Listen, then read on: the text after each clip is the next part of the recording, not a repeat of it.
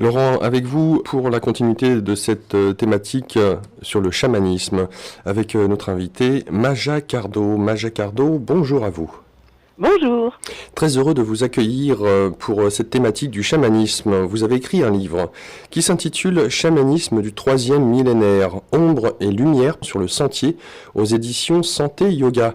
Alors Maja, comment est-ce que je pourrais dire ça? On se tutoie ou on se vous voit? Comme vous voulez, ou comme tu veux. Bon, alors, comme ça vient. De toute façon, puisque nous sommes tous plus ou moins dans la même recherche, on est tous des amis, on peut se tutoyer. Très bien, alors on va faire comme ça.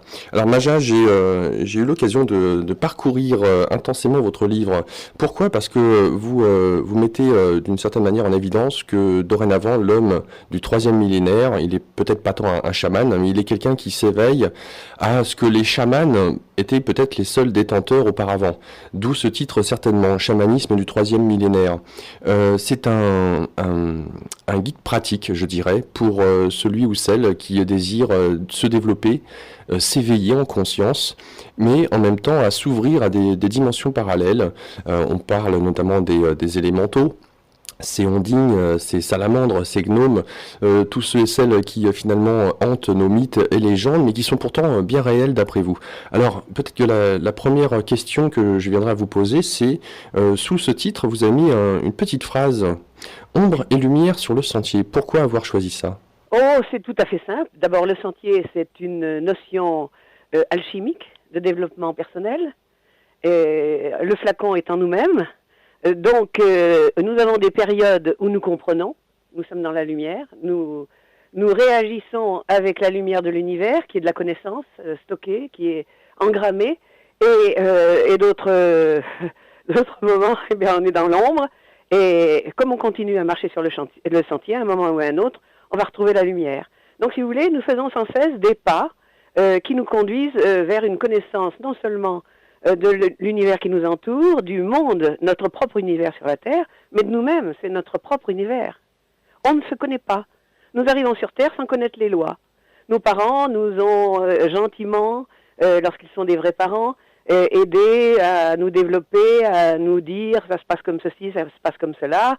Bon, en fait, on copie, mais nous avons notre propre destin, notre propre schéma de vie. Et au bout d'un moment, on se trouve devant des difficultés, ben on est vraiment dans l'ombre. Et c'est à nous de ne pas nous désoler et d'apprendre à nous battre. Donc, si vous voulez, ce petit bouquin s'appelle, c'est la voie de l'apprenti guerrier. On est tous des apprentis guerriers devant notre vie. C'est pas une raison. Faut pas s'imaginer qu'on va résoudre nos problèmes à coups de bâton, comme faisaient les premiers humains sortant de leur grotte parce qu'ils n'avaient pas autre chose. Alors, vous parliez tout à l'heure du chamanisme du début des temps, où les gens étaient dans la nature, ils n'étaient pas dans les villes, ça n'existait pas encore. Donc ils étaient dans des conditions extrêmement rigoureuses et ils ont appris par la sensation à réagir à tout ce qui était autour d'eux pour pouvoir justement sortir de ces difficultés et vivre. Alors ils ont découvert des tas de choses, ils étaient en prise directe. Autrement dit, ils ont développé ce que j'appelle l'intelligence émotionnelle, du ressenti. Donc, comprenez que le chamanisme du troisième millénaire, c'est la voie de la sensibilité. C'est la voie du cœur au ventre. C'est la voie où l'on se bat, où l'on ne rêve pas de vacances quand on est en pleine difficulté. Alors vous mettez en avant, en préambule du livre, vraiment l'ouverture du cœur. Alors ce que j'aimerais peut-être avec vous définir dorénavant, c'est comment une femme, parce que vous avez un parcours, hein, vous n'êtes pas né de la dernière pluie comme on dit. Oui, je suis plus une jeunette, disons les choses. Et dans ce sens-là, intéressant de noter cette ouverture du cœur que vous transposez en poésie dans votre livre, qui est parsemé de poésie. J'ai eu le sentiment de lire un conte, en même temps avec un mode d'emploi, si on peut dire ça comme ça. Et je me suis posé cette question, mais comment cette femme est-elle arrivée à s'ouvrir à ces dimensions parallèles qui sont finalement mélangées à la nôtre si on désire ouvrir ce fameux cœur? Comment est-ce que ça a commencé pour vous? Comment est-ce que vous êtes ouvert à ces dimensions-là? D'abord, d'une part, je suis née avec un caractère plutôt ouvert et joyeux, dans le sens que, on pourrait dire ça comme ça, je dois avoir pas mal de parcours derrière moi et une mémoire antérieure qui fonctionne pas mal. Mais j'ai été aussi frappée par la beauté du monde. Pourtant, je suis ce qu'on appelle une petite fille de la guerre. Les horreurs, je les ai vues de très près. J'ai vu les turpitudes, j'ai vu les trahisons, j'ai vu vraiment des horreurs. C'est pas une raison pour y rester fixé. Alors, je me suis aperçue aussi, j'ai eu le temps de m'émerveiller devant la beauté d'une fleur, la géométrie d'une fleur, devant tout ce qui nous entoure. Comme nous sommes dans un écrin de beauté, mais quand nous sommes pris par nos soucis, par nos problèmes, que nous ne trouvons pas de solution, que la peur nous envahit, les gens soit tombent en victime et ne voient plus rien. Comprenez? Alors, très souvent, dans notre univers, on se dit, moi je me suis posé la question, je me disais, en regardant un jet d'eau, que c'est la goutte d'eau du jet d'eau? Rien du tout, dans sa petite conscience. Et si, dans la conscience de cette goutte d'eau, elle se glisse et elle se répand dans le jet d'eau, alors là, il y a l'ouverture lumière. Et l'ouverture de la beauté, de l'image du jet d'eau qui va se répandre, qui va faire des formes, en fonction de l'énergie qui va mouvoir ce jet d'eau. C'est un peu notre image. Vous mentionnez à travers ce livre des caractéristiques que l'on retrouve dans le chamanisme, en tout cas des termes, si on peut dire des caractéristiques des termes, mais qu'on le retrouve aussi dans différentes cultures ou approches d'éveil, notamment l'alchimie. Et je reviens sur la question que je viens de vous poser, de cette ouverture de cœur, de l'ouverture à l'existence de mondes parallèles, où ces gnomes, ces petites lumières que nous voyons peut-être, ou le sentiment qu'il y a des présences à côté, comment est-ce qu'on s'ouvre à cette dimension? Comment finalement avec les conditionnements, par exemple, qui ont été les vôtres. Vous avez, comme vous le disiez, connu la guerre avec tout ce que cela peut comporter. Comment on peut s'ouvrir à ces dimensions pour tous ceux et celles qui nous écoutent et qui pensent que ça reste du domaine du mythe, que cela n'existe pas, que c'est peut-être pour ceux qui auraient des hallucinations dues au cerveau. Pareil pour les NDE, on essaie de rationaliser ça avec la science que l'on a à l'heure actuelle. Je reviens encore une fois sur vous. Comment est-ce que vous vous êtes ouvert à cette dimension-là et franchir le pas en disant finalement, tout ce que nous disent nos contes, tout ce que nous disent nos légendes sont vrais et sont réels. Je les ai vus, je les ai touchés, je les ressens. Eh bien, mettre en route un autre regard. Ces petits élémentaux se traquent et ils répondent à l'esprit, ils répondent à la demande intérieure. D'abord, nous en avons à l'intérieur du corps qui préside au fonctionnement de nos viscères, de nos organes. Ce qu'il y a à l'extérieur, c'est un peu, grosso modo, l'intérieur. Hein. Il faut se donner ordre de lâcher ce qu'on prétend nos connaissances pour retrouver notre âme d'enfant. C'est-à-dire lorsque on nous racontait des contes et qu'on était complètement émerveillés. On prenait toutes les choses comme vraies, comme véritables. Pourquoi pas? C'est un autre monde. Hein. Donc, avec l'expérience de l'adulte, reprendre l'émerveillement de l'ouverture du cœur de l'enfant. C'est-à-dire mettre un petit peu à gauche et à droite, si je puis dire, ce qu'on appelle la suffisance, le contentement de soi-même. Redevenir simple. Alors, c'est un grand sport, redevenir simple. Bon, mais d'accord, il y a des règles. Donc, les traquer dans la nature. Partir, on les voit bien le soir à la tombée du jour, vous voyez, dans ce qu'on appelle l'entre-respire du jour et de la nuit. Et ça, c'est un moment magique. C'est un moment où l'on peut, si l'on sait faire certains exercices, se régénérer complètement et totalement. Alors évidemment, vous allez goûter à ce qu'on appelle la peur délicieuse, c'est-à-dire la peur au ventre, qui en même temps vous ouvre le cœur. Parce que vous ne pouvez pas arriver dans un nouveau regard chargé de ce que vous êtes, avec vos problèmes, vos soucis, vos ennuis, vos ressassements, vos rancunes, tout ça, c'est à mettre au vestiaire. Vous arrivez tout frais, l'enfant dans l'adulte.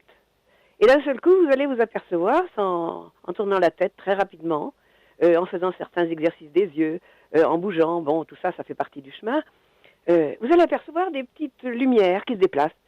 Votre rationnel va vous dire, ça, c'est pas logique. Il n'y a pas de lumière. Qu'est-ce que c'est? Donc, vous devenez curieux, vous regardez. Et puis d'un seul coup, puisque vous regardez, il y a ce qu'on appelle, c'est une loi de la physique quantique, il y a une interaction entre ce que vous regardez et ce que vous êtes. Il y a une réponse de l'esprit. Nous sommes plongés dans l'esprit, à travers cet esprit à différentes formes.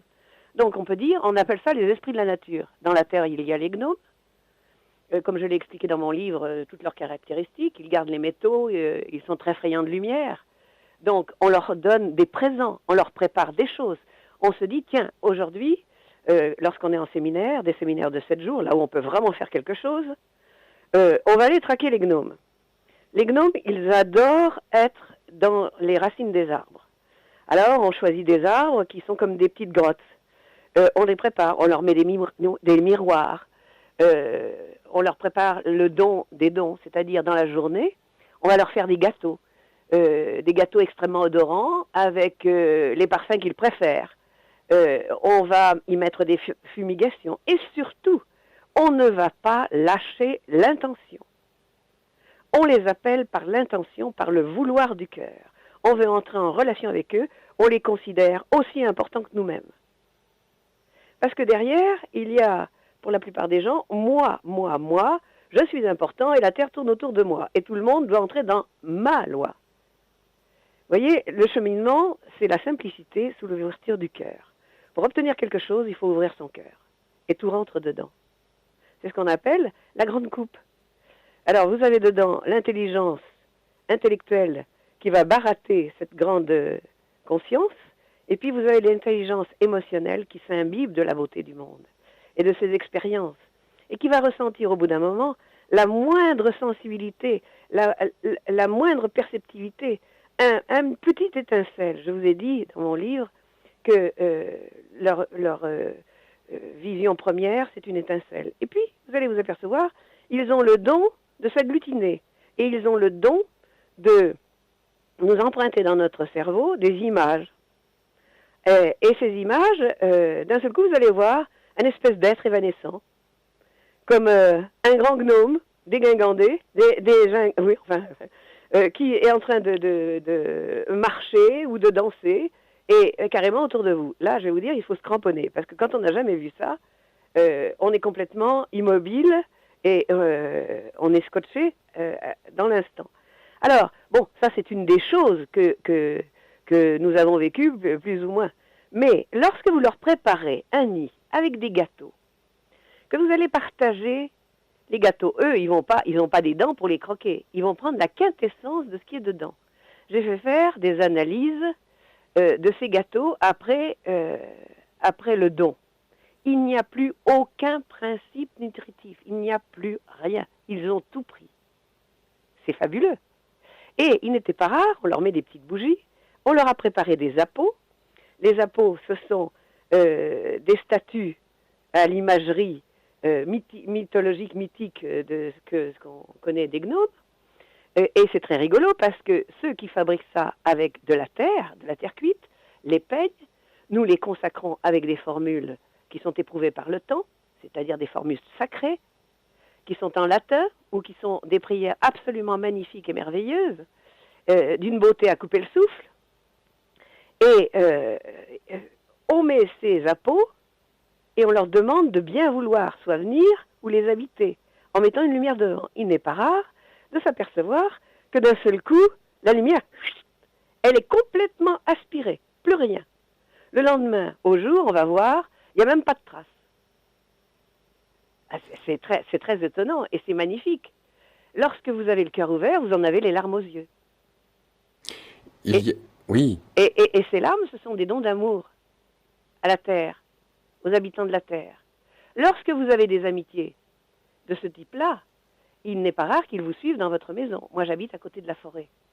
Par exemple, quand je travaille dans ma chambre, parce que je travaille beaucoup, j'écris pas mal, je prépare beaucoup de livres, j'ai l'âge de rendre aux autres ce que j'ai découvert, eh bien, je me dis, oh là là, où est cette référence? Alors je réfléchis, parce que j'ai 2 rangées à chaque étagère, et d'un seul coup, il y a un grand remue-ménage dans mes livres, ça tombe par terre, et ça saute. Au meilleur des cas, une fois, c'est arrivé sur mon lit, ouvert à la poche que je cherchais. J'ai vraiment remercié du fond du cœur. Alors ça, ce sont des amitiés. Vous voyez, quand je parle ou n'importe quoi, bon, en ce moment, je vous parle, j'entends des craquements.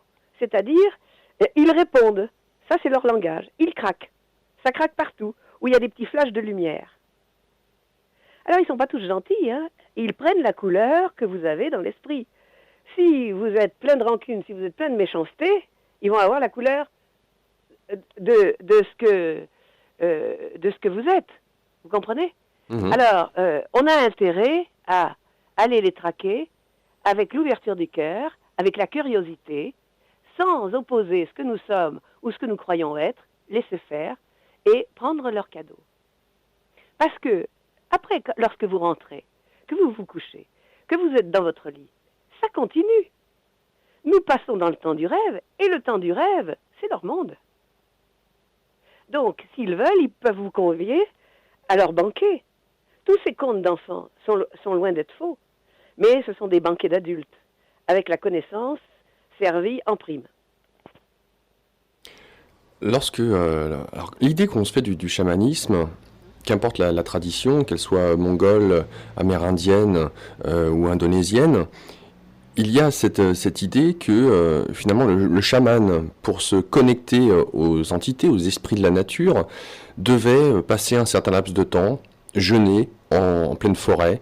À travers cette diète, il pouvait capter, rentrer en connexion avec le cosmos ou les énergies telluriques, pouvoir se connecter à l'esprit de la plante. Et cette dernière, sans que celui-ci, sans que le chaman ait eu l'occasion peut-être d'ouvrir un livre, la plante va lui communiquer des recettes, des onguents. Et c'est pour ça qu'on appelle les chamans des hommes médecine. La question est de savoir si, à l'heure actuelle, dans une ville, ou pour celui ou celle qui peut-être a une vie sociale, une vie de famille, qu'il soit ou pas proche de la nature, dans quelle mesure est-ce que finalement ce que devait pratiquer le chaman pour accéder à ces mondes, dans quelle mesure est-ce que nous, dans notre vie au quotidien, on peut s'ouvrir à cela? Est-ce qu'il est nécessaire, comme vous le mentionniez il y a quelques instants, de faire des rites pour pouvoir rentrer en communication, pour pouvoir favoriser cette ouverture du cœur? Ou alors est-ce que juste cette ouverture de cœur, cet enfant intérieur peut nous permettre, sans pour autant avoir à faire de diète, de rentrer en communication avec ces mondes invisibles? Alors, effectivement, il faut se mettre dans un certain état. C'est-à-dire, moi j'appelle ça se mobiliser. Se mobiliser et avoir le sens de la poésie. Parce que la poésie, c'est la grande porte. C'est la grande porte de ce monde. Quelqu'un qui veut hyper-rationaliser et qui va, avec l'état d'esprit de vouloir démontrer que ça n'existe pas, il n'a aucune chance d'en voir. Ou alors, s'il prend la main de quelqu'un qui voit, il aura la possibilité, s'il est en affinité avec la personne, de recevoir la vision comme un cadeau qu'il ne mérite pas, ce grand abruti. Vous comprenez? Alors, ce qu'il y a, c'est effectivement, il faut faire une sorte d'ascèse. Mais elle n'est pas nécessaire. Une ascèse de recherche. Mais nous, lorsque nous sommes en séminaire pendant 7 jours, 7 jours où les gens sont asticotés, où ils dorment très peu de temps, où ils sont sur les dents, sur les nerfs, où ils ont des grands moments d'enseignement, c'est une véritable ascèse. Où nous allons dans des hauts lieux, c'est-à-dire des lieux cosmiques, des lieux telluriques cosmiques, vous voyez? Ce sont des geysers telluriques vortex, sur lesquels il y a une rencontre cosmique. Donc là, ce que j'appelle, ça dégage, ça déménage. Tous les élémentaux adorent ces lieux-là, parce que ça leur permet d'émerger, vous comprenez? Alors, c'est vrai que nous faisons des états, on pourrait dire, de mobilisation, de grande perceptivité, d'écoute, des balades à intention, ce qu'on appelle. Vous voyez?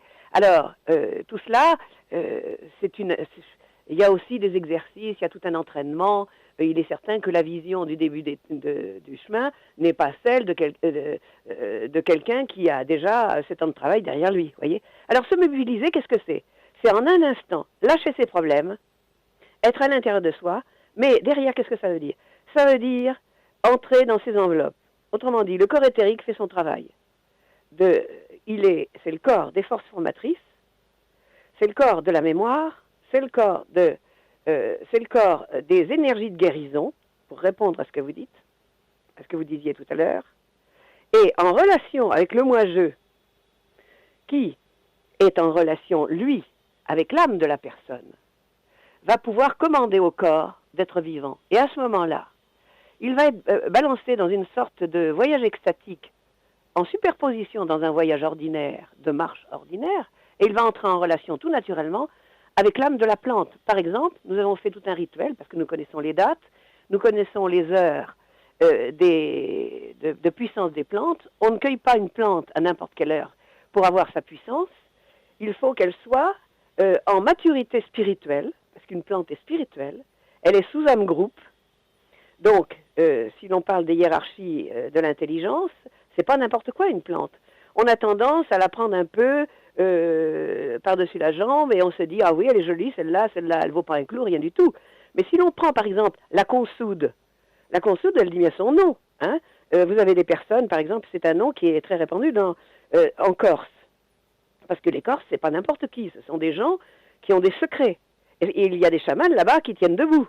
Et des adultes qui ont musclé leur côté enfant et leur côté connaissance. Donc, la consoude, elle va souder.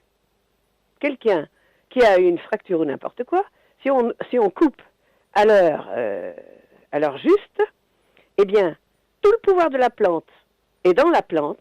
Vous faites un cataplasme ou un chapeau si c'est sur la tête, et la personne va en ressortir un bienfait, et c'est spectaculaire.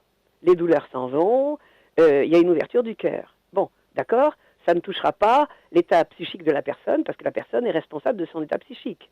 Vous comprenez? Si elle est tracassière, elle va réactiver des douleurs qu'elle ne devrait pas avoir. Mais il n'en est pas moins vrai que la consoude a fait son travail. Reprenons une autre plante qui est extraordinaire, qui, on pourrait dire, jette dehors ce qu'on appelle les états négatifs, des entités qu'on ne voit pas à l'œil nu, mais qui existent, qu'on appelle les démons. L'armoise. Cette armoise, elle se coupe le 21 juin à 13 heures solaires. Si vous la séchez à l'est, elle a une puissance extraordinaire. Vous faites une petite pyramide. Vous mettez le feu, j'allais dire une goutte de feu, qui est une porte de l'univers, d'où passent ce qu'on appelle des énergies de purification. Autrement dit, des entités de purification. Alors on a tendance à dire une flamme, oh c'est tout petit, ça n'est rien. Mais une flamme, c'est une porte qui laisse passer un immense pouvoir.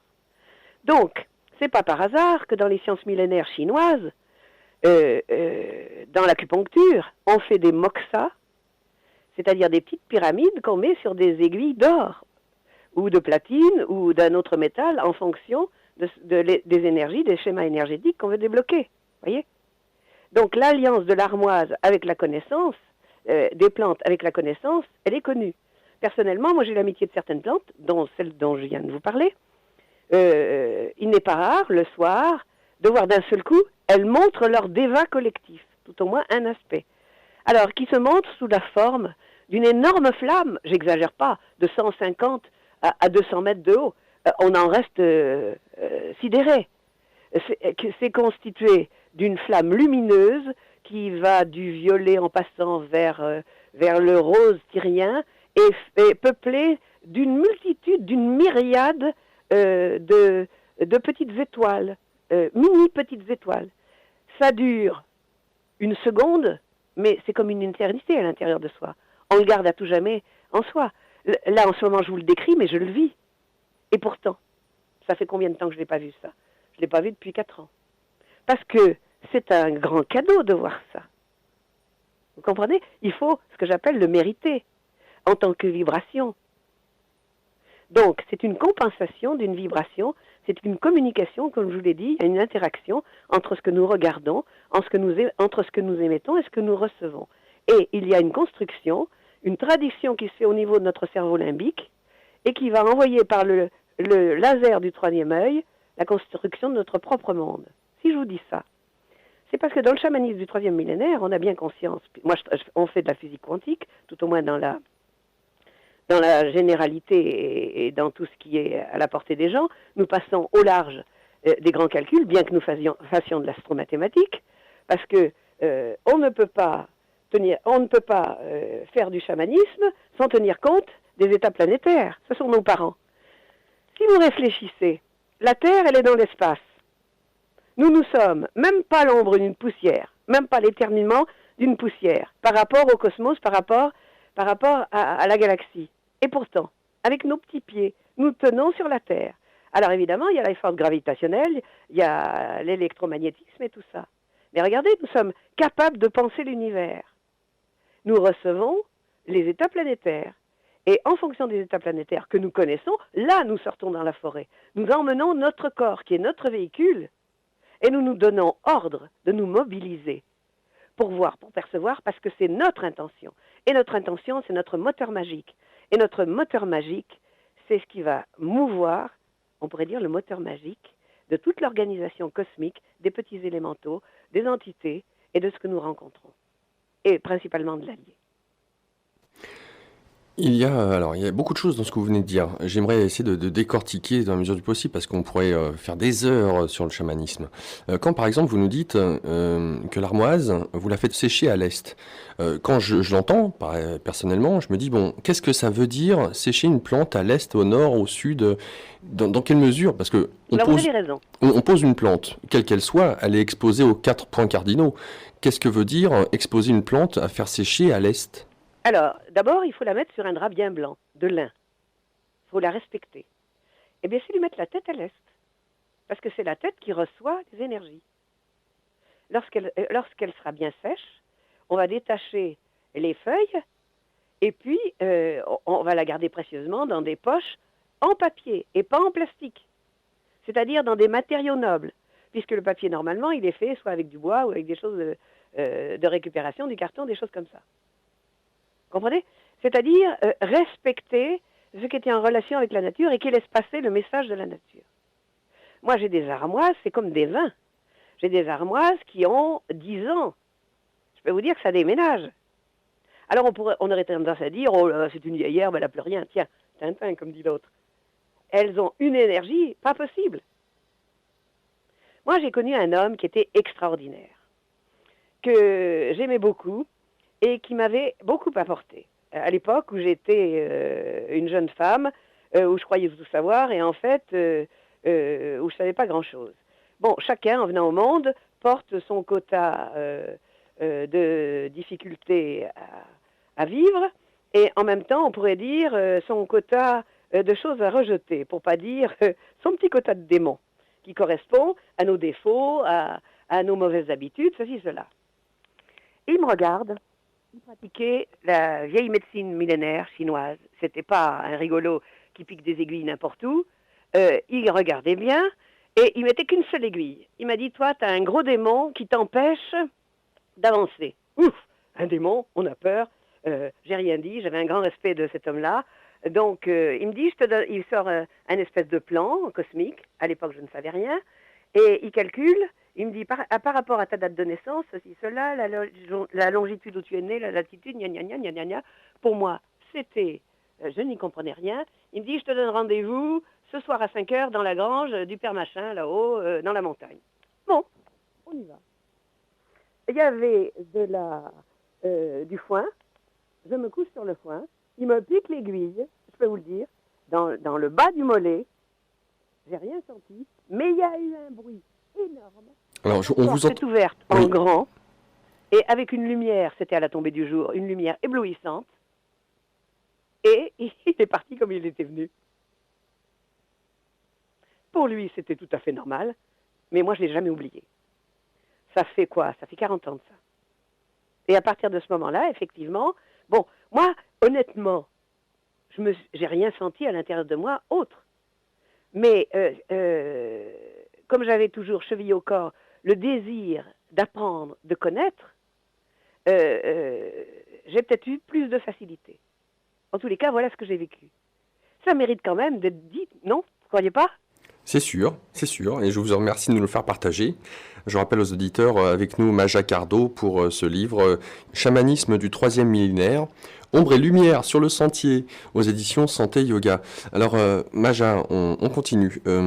Vous insistez dans le livre à plusieurs reprises sur le fait que si on a l'occasion de rencontrer quelqu'un qui sait, qui est le détenteur, quelqu'un qui est un peu plus avancé sur la voie, de ne pas hésiter à pouvoir le suivre. Dans ce sens-là, ça revient encore une fois à l'idée qu'on peut se faire du chaman, à savoir celui qui transmet par rite initiatique, par tradition orale, à ceux ou celles qui sont les plus aptes, je dirais, à pouvoir recevoir ce cadeau-là. Pour vous, est-ce qu'il s'agit de cet homme, par exemple, qui vous a ouvert les yeux, puisque vous aviez soif de découvrir peut-être qui vous étiez, votre monde intérieur et puis ces autres dimensions? Quel a été ou qui a été votre guide? Écoutez, mes guides ont été multiples, dans le sens que je suis née avec des perceptions hors normes, dont je ne savais vraiment que faire. Bon, alors, j'ai cherché, parce que j'ai un côté rationnel, évidemment, à la base. Je suis architecte. J'ai gagné ma croûte comme ça, j'ai élevé mes enfants grâce à ça. Et comme tout le monde, il n'y a pas honte à le dire, à un moment, j'ai travaillé, on pourrait dire gratuitement, j'ai fait une clinique où je n'ai pas été payée. J'ai été obligée de déposer mon bilan. Ça, c'est dur à vivre. C'est dur à vivre. Mais en fait, c'était le signal de me mettre au travail, de changer de plan. Et à ce moment-là, comme je faisais partie du tout Paris, parce que pour avoir des relations, bon, restant chez soi que ça arrive, j'ai rencontré plein de gens, mais je ne me suis pas rendu compte, parce que je n'en avais pas la capacité, que ces gens étaient des maîtres dans leur domaine. Et ces gens sont devenus mes amis. Nous partions ensemble, nous allions justement faire des virées dans la nature, des virées recherche. Je buvais leurs paroles parce que je savais qu'ils connaissaient énormément de choses, mais pour moi, je ne les avais pas détectés comme des maîtres. Je leur ai emboîté le pas, c'est moi qui leur ai emboîté le pas. Et eux, avec une grande bonhomie, une grande bonté, une énorme connaissance et bonne humeur, je n'ai connu que des gens de bonne humeur parce que moi, je suis une femme de bonne humeur. Et j'estime que la moindre des choses, c'est de ne pas faire porter ces difficultés aux autres. Déjà, c'est la première chose à mettre en route. Voyez ? Alors, si vous n'êtes pas de bonne humeur, vous ne pouvez rien incorporer. Parce que votre humeur fait barrage. C'est une grande chose. Donc, petit à petit, au fur et à mesure que je me suis densifiée, que j'ai étudié, bon, moi je suis partie de très bonne heure de chez moi. Je suis partie à 18 ans. J'étais enceinte jusqu'aux yeux. J'ai quitté ma famille. J'étais la honte de la famille. Bon, ça me fait rire maintenant. Parce que, comment peut-on être la honte quand on porte la vie ? C'est pas possible. Donc j'ai mis au monde, je suis partie à Madagascar. Madagascar, comme par hasard, terre des chamans. Je ne connaissais rien. Nous avions très peu d'argent, mon jeune mari et moi, puisqu'on avait le même âge. On s'était traînés l'un l'autre. C'était l'amour fou. Il voyait l'amour en moi, je voyais l'amour en lui. Et la première chose que nous avons fait, nous avions très peu d'argent. Nous sommes allés dans une salle des ventes. Et j'ai acheté un document extraordinaire, qui était en sanskrit. Je ne connaissais pas le sanskrit. Alors effectivement, dans la logique primaire, il y avait peut-être d'autres choses à acheter, ne serait-ce que le pain quotidien et le reste. Parce que j'ai su ce que c'était que d'avoir faim. Mais je suis devenue maître en l'art de piquer les artichauts dans les champs. Et c'est pour ça que j'aime bien les artichauts maintenant, vous voyez ? Si vous regardez de près un artichaut, c'est un lotus, c'est le lotus de la terre. Et un jour, en le contemplant, un jour où j'avais bien faim, j'ai découvert que c'était un lotus. Je l'ai mangé en tant que lotus. Et ça a été un émerveillement. Donc, parallèlement, si vous voulez, on est conduit tout doucement vers les maîtres que l'on mérite. Alors, pour continuer cette petite histoire, j'étais à Tananarive, et Tananarive, elle est sur les hauteurs, et il y a ce qu'on appelle au centre le Zuma, qui est le centre, qui est le marché, le centre de la ville où tous les gens se retrouvent. Les marchands de légumes, les crieurs, les marchands d'herbes magiques, tout ce que vous pouvez imaginer, il y a tout sauf ma grand-mère là-dedans. Bon, c'est plein d'escaliers. Et en haut trône un grand magasin qu'on appelle les magasins du printemps. Comme c'était avant que j'accouche, il fallait habiller ce cher petit, donc nous voilà partis. J'arrive, je rentre dans le magasin, je vois un homme avec des yeux perçants, qui rive ses yeux sur le mien, et à l'époque j'avais des grandes nattes qui me tombaient jusque sur mon ventre bien dodu. Il me tire par une de mes nattes, très doucement, il m'assoit devant lui, il me regarde. Et je ne peux rien dire, je suis bloquée, et j'ai rien à dire, parce que je sens qu'il se passe quelque chose. En fait, j'ai appris après que c'était un chaman de très grande puissance. Alors, quelque part, on pourrait dire qu'il m'a réactivé. Et ça, je ne l'ai encore jamais oublié. Donc, je vous parle de mes maîtres. Les maîtres, souvent, c'est ceux qui connaissent la musique, comme j'ai dit dans mon livre, qui la ramènent pas et qui sont toujours sur le tas. Il y a beaucoup d'êtres qui sont des maîtres en puissance, mais qui sont encore dans le reflet. Donc, si vous voulez, j'ai dit aussi que le chamanisme, j'entends des gens qui disent « Moi, j'ai le vrai chamanisme, toi, tu n'as pas le vrai, ceci, cela. » Tout ça, c'est de l'ego, c'est rien du tout. Tout coexiste. On ne peut pas comparer du Mozart, du Beethoven, avec du hard rock, avec du rap, avec de la musique contemporaine, avec de l'Arvo Part. Tout est magnifique, tout est à base de son. C'est une question de choix qui nous correspond dans l'instant. Donc, si vous voulez, je vous dirais que le plus grand des instructeurs, c'est la vie. Mais il arrive un moment où pour tirer les ficelles, faire les nœuds, bien fermer la boîte, il faut une aide. Et surtout, déloger et mettre l'ego au vestiaire. Parce qu'il y a un travail sur soi pour tenir debout qui est à faire et qui est très important. C'est-à-dire tenir debout par vents et marées, quelles que soient les difficultés de la vie. Autrement dit, s'architecturer, créer notre propre temple, créer des poutres qui tiennent debout et qui ne lâcheront pas par le temps. Donc bien choisir le bois. Voyez ? Pas du bois qui va accueillir ces vilaines petites bêtes qui sont en train de tout bouffer et qui font s'écrouler les maisons au bout d'un certain temps. Ça, ce sont les défauts qu'on n'a pas foutus dehors. Voyez, vous comprenez ? Oui. Alors, c'est pas par hasard que le bois de châtaignier a une bonne réputation. Parce que le bois de châtaignier, il veut aucune petite bête et il tolérera une araignée dans son passage, mais c'est tout. Vous comprenez ? Mhm. Alors, les vieilles maisons et tout ça, celles qui étaient construites sur des geysers tellurico-cosmiques, eh bien, elles tiennent aussi par l'énergie. Vous comprenez ? Alors tout ça, c'est tenir debout par vents et marées, quelles que soient les difficultés de la vie. Parce que, au fur et à mesure que vous avancez sur ce fameux sentier, eh bien, moi, j'ai donné des balises tout à fait simples. J'ai donné des portes. La première, c'est avoir un rationnel à toute épreuve. C'est-à-dire bien faire ce que l'on fait. Vous voyez ? Le secret, c'est mettre autant d'intensité au début d'une action qu'à la fin. Autrement dit, qu'est-ce que ça veut dire ? Contrôle. Ne pas s'endormir entre-temps. Ne pas tomber dans l'état mécanique. Alors vous allez entendre des gens qui se gèrent intellectuellement, qui disent « Oh là là, oh mais moi, il y a longtemps que je fais ça, c'est débile, vous inventez l'eau chaude. » Oui, ben qu'ils viennent avec moi. Mon travail, ça sera de leur montrer quand ils s'endorment. Comprenez ? Moi j'ai choisi comme exemple dans le livre la cuisine. La cuisine, c'est redoutable, c'est l'alchimie des alchimies. Et en plus, c'est la joie des joies, c'est-à-dire c'est la détente, c'est le bonheur, si c'est bien fait. Comprenez qu'une cuisine qui est faite avec quelqu'un qui en a gros sur le cœur, vous n'allez pas pouvoir digérer, c'est pas possible. Pour faire une cuisine de joie. Mais une cuisine, ça demande multiples petites actions de faire, les unes après les autres, et rapidement. Si c'est trop lent, vous allez vous engluer, vous allez vous endormir. J'en ai, ça fait 12 ans qu'ils peinent sur la première porte. Mais il n'en est pas moins vrai que si ça fait 12 ans qu'ils peignent sur la première porte, qu'est-ce qu'ils sont en avance sur ceux qui l'ont jamais faite. Autrefois, c'est ce qu'on apprenait dans l'éducation, chez les sœurs ou dans les bons collèges. On apprenait à bien faire ce qu'on fait. Vous voyez ? Quand vous nous dites que vous aviez commencé dans cette vie en ayant des perceptions que peu de gens ont certainement, qu'est-ce que sous-tendent ces perceptions? Qu'est-ce que vous voulez dire par là? Est-ce que vous entendez par là médiumnité?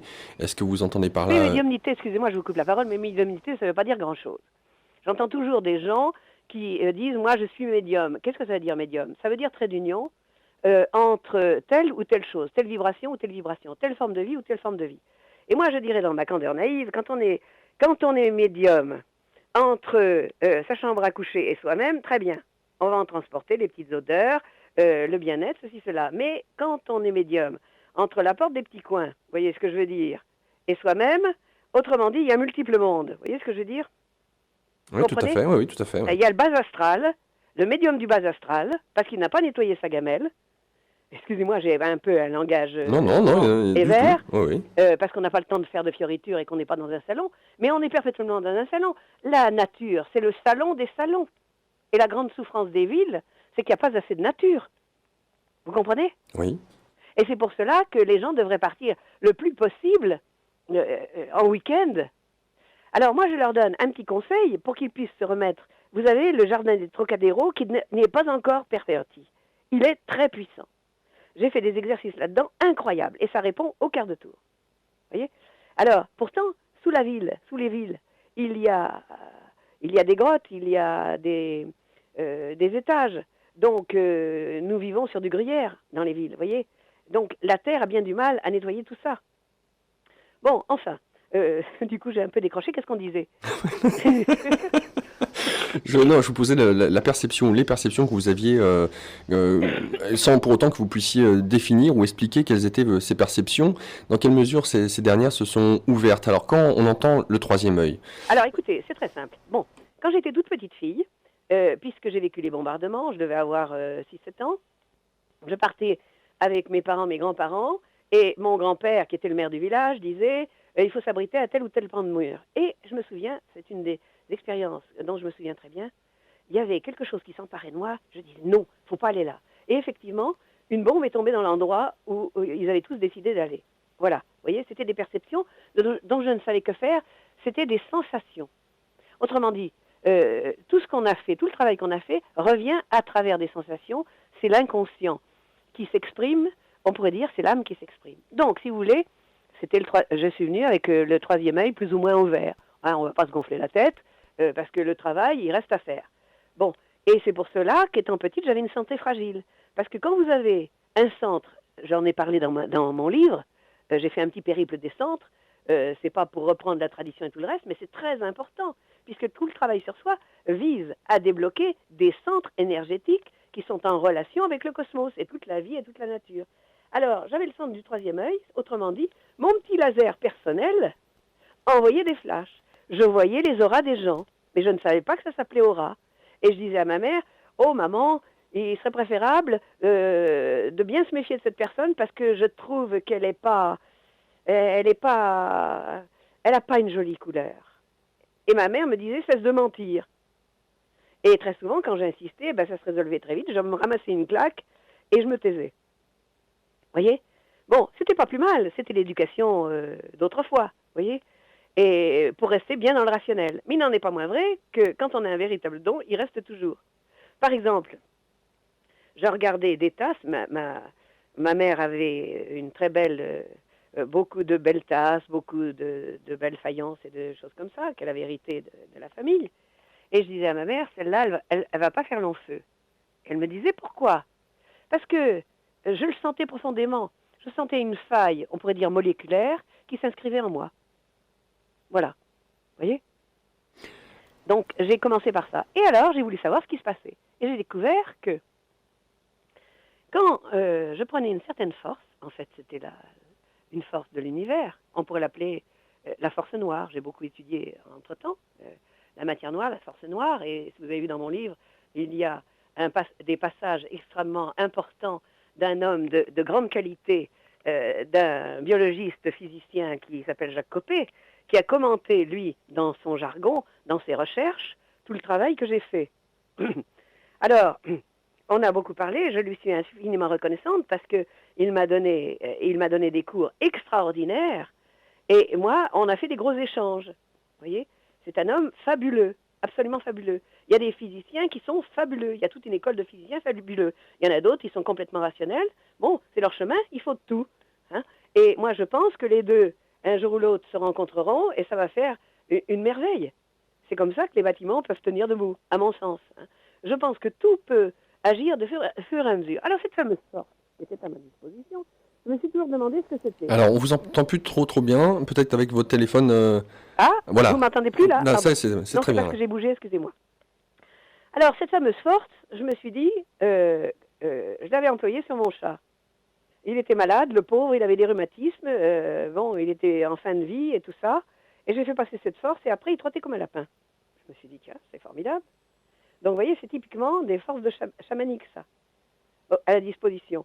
En fait, ce sont des forces que l'on peut prendre par l'intention, mais le tout est de savoir les driver. Donc, à quelque temps de là, je rencontre un de mes amis dont je vous ai parlé, qui me dit, tu devrais faire un petit peu de laboratoire de parapsychologie. Ok, tant mieux, j'en fais. Bon. Et on s'est aperçu que quand je regarde pendant très longtemps, toujours à la même heure, le même endroit, eh bien, les molécules sont détruites. Ça fait un trou. Donc, quand j'étais jeune, j'en ai profité pour mettre ça au bénéfice de la séduction. Puis une nuit, parce qu'il faut savoir que lorsqu'on fait une démarche, il y a le temps du rêve, où l'on est aussi en relation directe avec certaines formes de connaissances. J'ai entendu une énorme voix dans mon rêve qui m'a dit « T'as fini tes bêtises ». Et c'était pas tout à fait le même mot. Hein. Cherche. C'était tellement fort, ça m'a réveillée. Et à partir de ce moment-là, j'ai commencé à me condenser. Et j'ai obéi. Alors voilà, vous voyez ma médiumnité, comment elle est. À ma disposition, j'ai beaucoup travaillé, une certaine force. Et après, j'ai eu ordre par des gens aussi que j'ai rencontrés dans différents pays d'Orient, parce que j'ai beaucoup voyagé dans ma vie. Maintenant, je suis, comme je vous l'ai dit, dans un stade où je vais rendre aux autres ce que j'ai découvert, parce que c'est la moindre des choses, et chacun avec son propre génie pourra monter et par ses découvertes sur sur ce qui est à leur disposition. Chacun est unique dans un instant unique, et c'est ça la merveille des merveilles. Voyez. Comment est-ce que vous expliqueriez ce qu'est quand on parle d'ouverture du troisième œil? Qu'est-ce que ça sous-entend et qu'est-ce que ça, entre guillemets, permet comme vision? Est-ce que lorsqu'on a ce troisième œil ouvert, on voit continuellement les auras des gens? Est-ce qu'on voit continuellement les devas? Est-ce qu'on voit continuellement les entités? Finalement, ce troisième œil, est-ce qu'on ne pourrait pas le comparer à une sorte de porte d'entrée dans des dimensions parallèles? Et vu que ces dimensions sont empilées les unes sur les autres, finalement, c'est notre intention qui va nous permettre de voir ou ne pas voir ce que l'on désire. Oui, mais vous savez, c'est exactement la même chose que nos mains. Nos mains, on s'en sert ou on s'en sert pas. D'accord? C'est une question de désir ou de nécessité. OK? Bon, quand on est en méditation, bien sagement, on s'assoit et on met nos mains l'une dans l'autre. D'accord? On s'en sert pas, pourtant on a des mains. Pour le troisième œil, c'est la même chose. Il est là. C'est un centre énergétique. C'est le fruit d'un travail qui a été fait de longue haleine. Autrement dit, il s'est ouvert. Et il s'ouvre. Moi, je ne pars pas du principe qu'il est grand ouvert, mais je pars du principe qu'il est à ma disposition. C'est dans le sens que j'ai réussi au début, oui, ça s'ouvrait sans que je le veuille, et c'était très traumatisant. Tandis que maintenant, je peux me donner ordre de. Je peux me fermer comme je veux. De la même façon que je peux entendre les gens, et dans les séminaires ça m'aide bien, à la racine de leur pensée. Donc je peux répondre avant qu'ils aient émis la pensée. Voyez? Mais je ne vais pas mettre ça en route parce que dans la vie ordinaire, ce serait insupportable et pour les gens et pour moi. Parce que d'une part, des fois ce qu'on entend dans les bénéfices secondaires, c'est pas ce qu'il y a de plus joli. Voyez? Alors, moi je pars du principe que je veux être heureuse. Car le seul devoir qu'est l'humain, c'est d'être heureux. Et être heureux, c'est la présence de l'instant. C'est être à l'heure. Cesser de ressasser le passé et cesser de supputer l'avenir, puisque le présent va engendrer l'avenir. Comprenez? Donc c'est la grande science des heures qu'on aborde ici. Cette science des heures, si on la pratique, c'est ce qu'il y a de plus difficile. D'ailleurs, si vous avez lu Krishnamurti, c'est un peu la base de tout ce qu'il a émis. Cet homme magnifique et splendide dans tout ce qu'il a pu écrire, et tous ces sages. Donc, comprenez que ces dons, on peut s'en servir comme on en a envie et dont on en a besoin. Donc, il n'est pas recommandé de s'en servir au bénéfice d'un ego surchauffé qui est ce que j'appelle une suffisance confirmée. Ah non, ça c'est pas le bon chemin. Puisque le chemin du véritable chaman, c'est la simplicité, c'est le cœur au ventre, et c'est le chemin qui a du cœur. Donc c'est la perceptivité de ce que voudrait l'autre, de ce qu'il aimait on pourrait dire, dans l'élan de ce qu'il ne perçoit pas encore, mais ce qu'il ressent profondément et qu'il n'est pas capable d'exprimer. Voilà ce que je suis capable de sentir. Lorsque certaines personnes prennent des psychotropes, je pense notamment à l'ayahuasca, alors ce qui est très intéressant avec la médecine Shipibo qui utilise ce psychotrope, c'est que cette dernière permet aux participants qui font ce rite de pouvoir ouvrir ce troisième œil et de pouvoir, potentiellement en tout cas, percevoir l'invisible. Et alors, je reviens sur ce que vous avez dit tout à l'heure, parce que vous nous avez dit qu'en fonction de nos gamelles et de notre intention, notre état d'esprit du moment, notre humeur, eh bien, se montrerait à nous ou pas des entités, des élémentaux. Et tout dépend de ce qu'on a ou pas nettoyé. Alors, encore une fois, pour revenir à cette médecine Shipibo, certaines personnes voient des démons, par exemple, ou des entités sombres. Et là, pour le coup, la peur de se sentir happé, même d'un point de vue énergétique par ces entités. La question qui se poserait, c'est est-ce que réellement ces entités sont réelles, ou est-ce que finalement elles ne sont là pour que révéler, je dirais, la peur ou les peurs des personnes qui ont pris ce psychotrope? Vous savez, les psychotropes sont très intéressants dans le sens des gens qui sont hyper rationnels et qui veulent avoir des expériences. C'est pas par hasard que dans cette herbe dont vous venez de parler, la ayahuasca, la plupart des gens au début du chemin s'en tirent avec une une monstrueuse colique. C'est-à-dire qu'il faut d'abord nettoyer le corps, ok?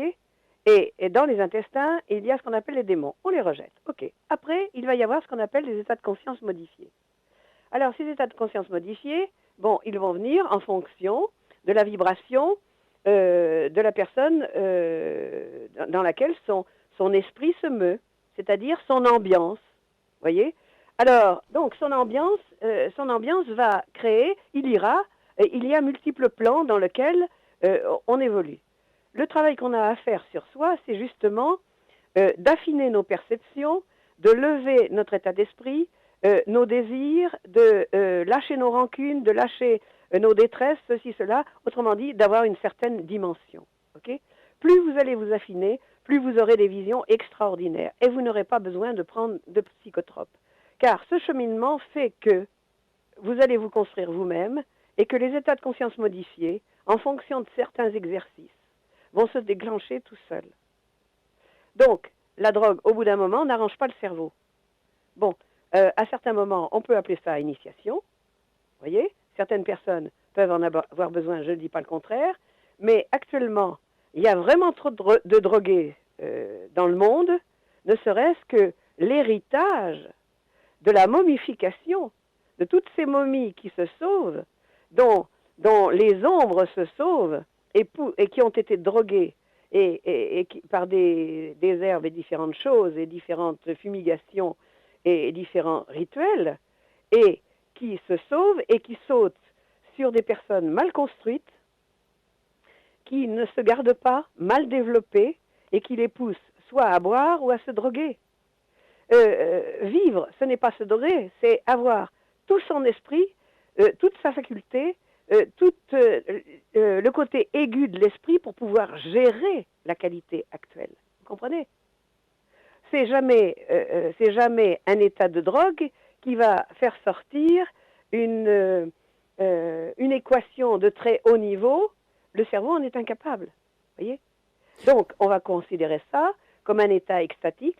Moi, je pars du principe que c'est possible, mais dans mes groupes, je préfère faire à mes participants une démarche, une construction qui fait qu'ils vont arriver exactement au même détail, oui, un détail si l'on peut dire, à la même résultante et qui ne les détruira pas en potentiel. Voilà. Parce que l'ayahuasca, c'est comme le LSD, on peut se réveiller quelque temps après et les personnes sont ce que j'appelle dans le coltard. Comprenez ? Alors, le travail qu'a l'humain à faire, c'est de secouer cette espèce d'énorme inertie. Il n'a qu'une idée, c'est s'endormir, c'est se réveiller. Reprenez les rêves le livre qui parle de l'enseignement de Gurdjieff, qui vient de l'Asie centrale, et qui a été écrit magnifiquement par Ouspensky, fragment d'un enseignement inconnu. Lui, il ne fait pas de cadeau, se construire. Car se construire, ça passe dans l'ADN et vous le récupérez dans une vie future, si vous acceptez évidemment que la réincarnation existe. Mais tout ça, c'est pas au premier niveau. Et ça s'étudie, ça se découvre. Comprenez ? Donc, il faut que ça puisse passer comme un acquis dans l'ADN d'un futur. Alors, je mentionnais la médecine Shipibo, parce que là aussi, c'est ok, l'utilisation de psychotropes, comme l'ayahuasca, qui est un mélange de plantes, mais il y a derrière l'idée de médecine. Ce n'est pas uniquement tant de pouvoir faire une expérience transcendantale avec des visions, ce n'est pas tant ça, puisque c'est supervisé par un chaman, cet homme médecine. Et ce dernier, alors ce qui est très intéressant, c'est qu'il utilise la plante pour pouvoir, je dirais, nettoyer la personne. Oui, c'est ça. D'ailleurs, en Amérique du Sud, des centres ont été ouverts pour soigner des grands drogués, cocaïnomanes, héroïnomanes, via cette plante. Donc, ce n'est peut-être pas tant, effectivement, pour avoir le plaisir de vivre une expérience hors du commun, mais c'est avant tout pour se purger. Et d'ailleurs, ayahuasca veut dire purge.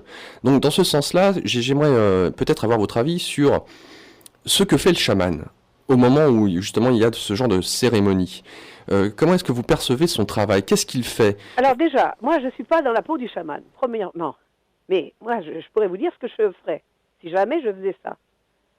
Que je n'en éprouve pas le besoin. Et je pense, je suppute, qu'il doit avoir le pouvoir, justement, d'entrer dans le psychisme de la personne, dans son monde, par un double éduqué. Hein. Mais il faut bien savoir aussi qu'ils ne vivent pas de la même façon que nous. Ils ne sont pas, c'est ce qu'on appelle des chasseurs-cueilleurs, ils sont encore dans la nature, ils sont proches de la nature, ils sont face et ils sont imbibés de forces brutales, ils sont en prise directe avec ces forces-là. Vous comprenez? On ne leur demande pas de faire de l'ordinateur pendant 10 heures de leur vie. Oui. Donc, ils n'ont pas besoin des mêmes choses. Alors, effectivement, ils doivent passer dans la personne, j'espère pour eux, parce que si la personne part dans des endroits de destruction d'eux-mêmes, eh bien, ils sont perdus à tout jamais. Qu'est-ce que ça veut dire? Ça veut dire qu'ils ont déplacé leur point d'assemblage. Le point d'assemblage étant le point de conscience, c'est-à-dire le point d'humeur. Mais ça correspond à des mondes multiples qui sont traités en physique quantique. Car il y a une multitude de mondes qui perdurent en même temps, où l'on peut ne jamais revenir. Si la conscience ordinaire ne revient jamais, eh bien la personne, il est fin fou. Vous comprenez? Oui, le danger potentiel est là, oui, bien sûr. J'espère que le chaman, pour lui, est capable de ramener. Bon, moi, ce que je me permets de faire, c'est des voyages extatiques, d'une beauté à couper le souffle, par exemple des voyages au centre de la Terre ou dans le cosmos, où la personne va mettre son imagerie personnelle. Je vais moduler des paroles spéciales, c'est-à-dire dans la modulation c'est assez complexe, des voyelles qui correspondent à certaines portes de l'univers pour aider ces personnes. Alors on pourrait dire que c'est une drogue cosmique que j'emploie. Mais la chimie, bien sûr qu'on en a besoin quand on est malade. Mais la véritable capacité de se guérir, c'est de prendre conscience d'abord, de monter son seuil de souffrance, de prendre conscience que toute personne a des forces de guérison dans ce qu'on appelle son enveloppe éthérique, et il suffit qu'elle prenne les forces dans son âme en disant maintenant ça suffit, je veux me guérir. Et je vous assure, ça marche. Ça ne marchera pas tout de suite dans l'instant ou n'importe quoi. C'est pour cela que j'ai parlé du cancer dans mon livre, parce que toute maladie pour moi est un état initiatique, car le mental commande au corps, et que le mental se transformant, lâchant différentes difficultés ou différents défauts, va les baliser par une maladie pour s'en débarrasser à tout jamais. Ce sont des sortes d'abcès psychiques, vous voyez, qui empoisonnent littéralement l'être et qui empêchent une communication cellulaire. Et la communication cellulaire, c'est la base du cancer. C'est un étrange désordre qui empêche la communication. Et là, Jacques Coppée encore raconte des expériences qu'il a vécues qui sont extraordinaires. Notamment, alors comprenez que le cancer, ce serait du parfait qui se construit dans l'être, puisque l'homme est cosmique, l'homme est divin, l'homme est le produit de l'univers, il est branché à l'univers, il ne le sait pas. Il a le pouvoir de s'ouvrir à l'univers. Si un jour, je lui fais écrire par de la lumière sur l'éthérique, sur l'espace autour de nous, et que d'un seul coup, il voit ces lettres en lumière, qui de ces lettres jaillit d'autres lettres qui sont la réponse de l'univers, il sera émerveillé, absolument émerveillé. Il va vibrer. Il n'aura plus le temps de détourner de l'énergie à ses problèmes. Vous comprenez? Alors, comprenez que le cancer, ce serait du parfait qui se construit dans de l'imparfait. Autrement dit, le parfait, le cosmique, se construit sur cette espèce de terre, mais ne sait pas qu'il détruit le support sur lequel il est. Donc, Deepak Chopra, qui est un homme merveilleux et magnifique, dans son livre « Le corps quantique », explique qu'il a mis des grands cancéreux à la méditation, mais une méditation conduite, ceci, cela, et qu'il a 80% de réussite des gens qui n'ont plus rien, à tel point que des gens ont dit « mais ce ne sont pas les mêmes dossiers, on s'est trompé de dossier ». Alors, au cas où les personnes, justement, n'ont pas la chance de pouvoir se guérir tout seuls, parce qu'ils ont autre chose à faire. Et qu'effectivement, justement, en fonction de la compréhension inconsciente qu'ils ont mise en route, ils doivent revenir pour avoir des forces nouvelles, des forces jeunes. Voyez ? Donc, eh bien, je n'hésite pas à dire, ils mourront guéris. Alors, ça peut paraître terrible. C'est une maladie de civilisation actuelle, c'est une maladie d'évolution. Où l'être, dans chaque période, ce sont des maladies d'évolution. Les maladies, c'est le désaccord de l'être qui chante à travers ses chakras, hein, c'est-à-dire, nous sommes accordés au son de l'univers, c'est mi, la, do, mi étant le chakra du déplacement, la, c'est la sensation, c'est le plexus solaire, do, c'est le cœur. Quand on n'est plus accordé dans le son de ces trois chakras, on est malade et on souffre. Donc, l'âme nous envoie une maladie. C'est l'âme qui réclame. Et la première chose, c'est la dépression, l'état dépressif. L'état dépressif, c'est l'âme qui réclame de la nourriture spirituelle. Spirituelle, c'est de l'esprit. Hein. C'est pas la peine de se gonfler la tête en s'imaginant du béni-oui-ouisme et toutes sortes de choses. Non, c'est se mettre à la terre, c'est se brancher à la terre, à la beauté de la terre et à la beauté de l'esprit. Et c'est pour cela que j'ai éprouvé le besoin de mettre 8 portes magiques. Et tout est bien décrit, clair, net et précis. Toujours avec nous, Maja Picardo, chamanisme du 3e millénaire, ombre et lumière sur le sentier aux éditions Santé Yoga. Maja, alors effectivement votre livre c'est un guide pratique.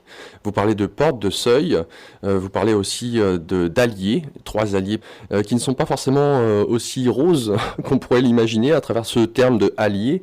Donc j'aimerais qu'on puisse aborder justement ces 3 alliés principaux. Qui sont-ils? Dans quelle mesure on peut faire appel à eux ou pas? J'aimerais qu'on puisse aborder par la suite les objets de pouvoir, dans une certaine mesure. Comment faire en sorte de donner un esprit spécifique avec une intention spécifique à un objet. Dans quelle mesure finalement les objets qui nous entourent peuvent, si on le souhaite en tout cas, être chargés d'une certaine énergie positive ou négative. Là on touche carrément, littéralement à la magie. Et puis peut-être pour la conclusion de cette émission, finalement de voir dans quelle mesure l'humanité, de ce qu'elle vit à l'heure actuelle, à quoi s'ouvre-t-elle?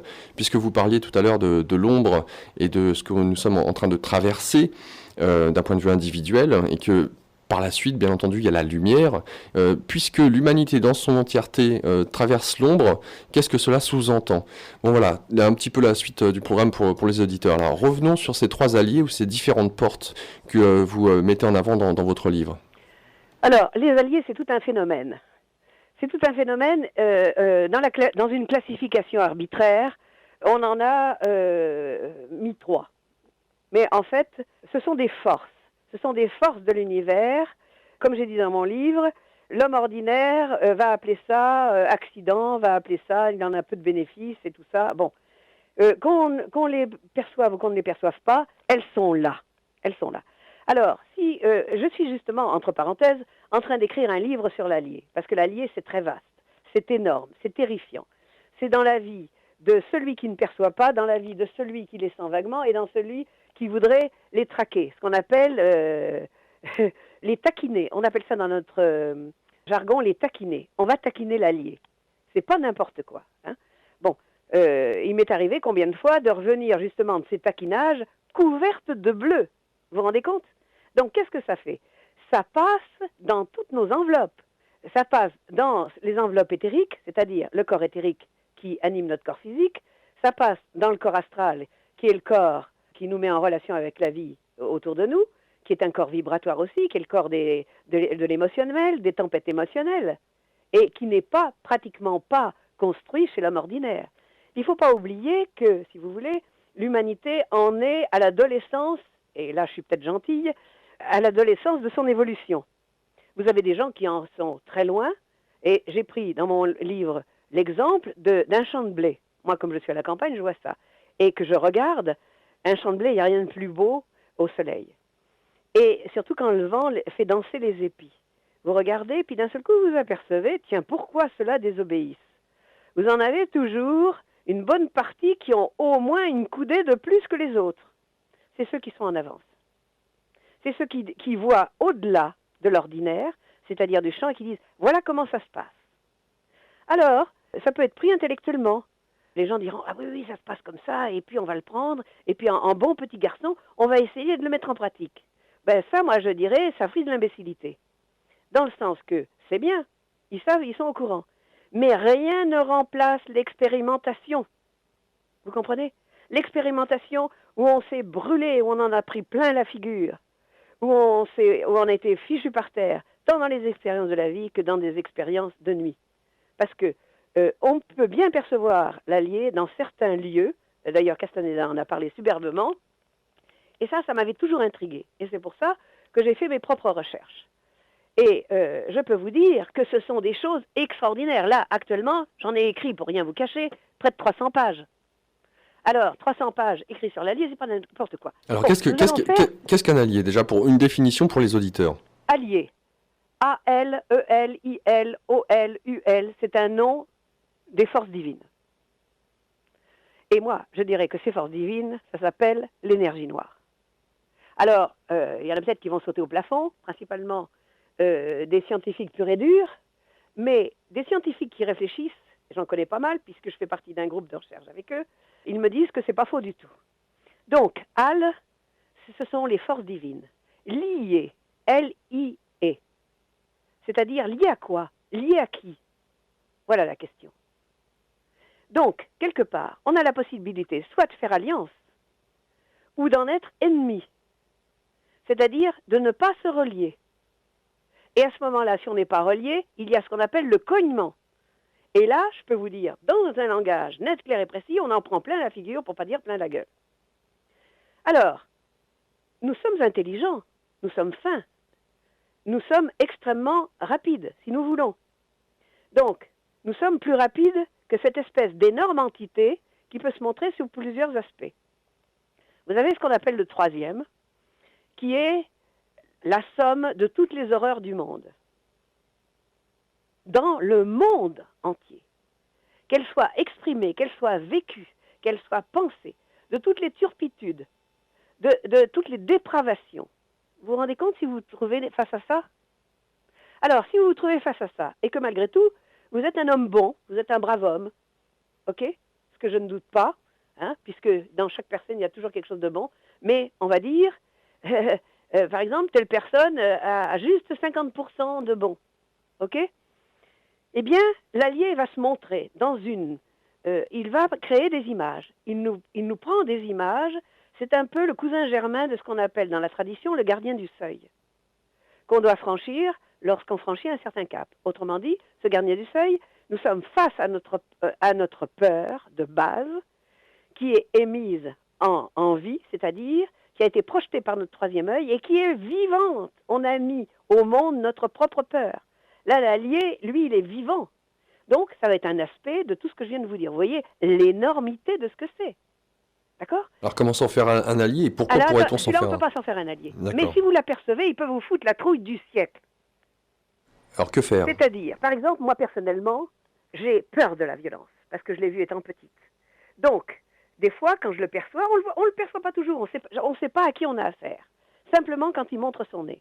Montre son nez, c'est-à-dire, j'ai vu sur à peu près une surface de 200 mètres carrés, dans une forêt où les arbres s'effacent, une mise en scène d'un visage sanguinolent, mais immonde et horrible, mais pour pas dire dégueulasse.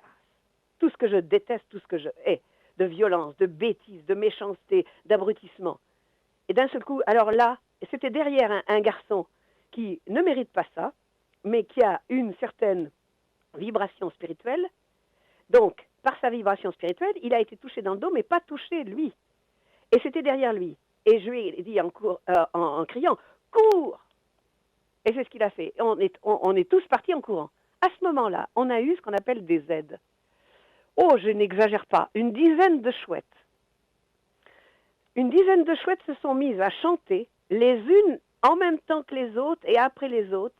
C'était vraiment comme une musique, c'était comme un chœur, c'était splendide. Elles nous protégeaient. Les chouettes, les effraies, nous préviennent que les forces qui attaquent les hommes sont lâchées. Donc, nous sommes très rapides, le temps que ça serait agrège de l'autre côté. On n'a qu'une chose à faire, comme je dis, courage, fuyons. Là, il se trouvait que le sol monté. Excusez-moi. Une côte à peu près à 30%. Bon, comme je vous l'ai dit, je suis plus une jeunette. Mais quand on a peur, puis alors là, la peur est liée. Hein, quand on quand on ne se monte pas la tête, quand on se raconte plus d'histoire, et quand on veut sauver sa vie, on a fait même pas 3 kilomètres en 15 minutes. D'instinct, on a fait ce qu'on appelle la marche du pouvoir. On était 10, je peux vous dire que personne n'a regardé derrière.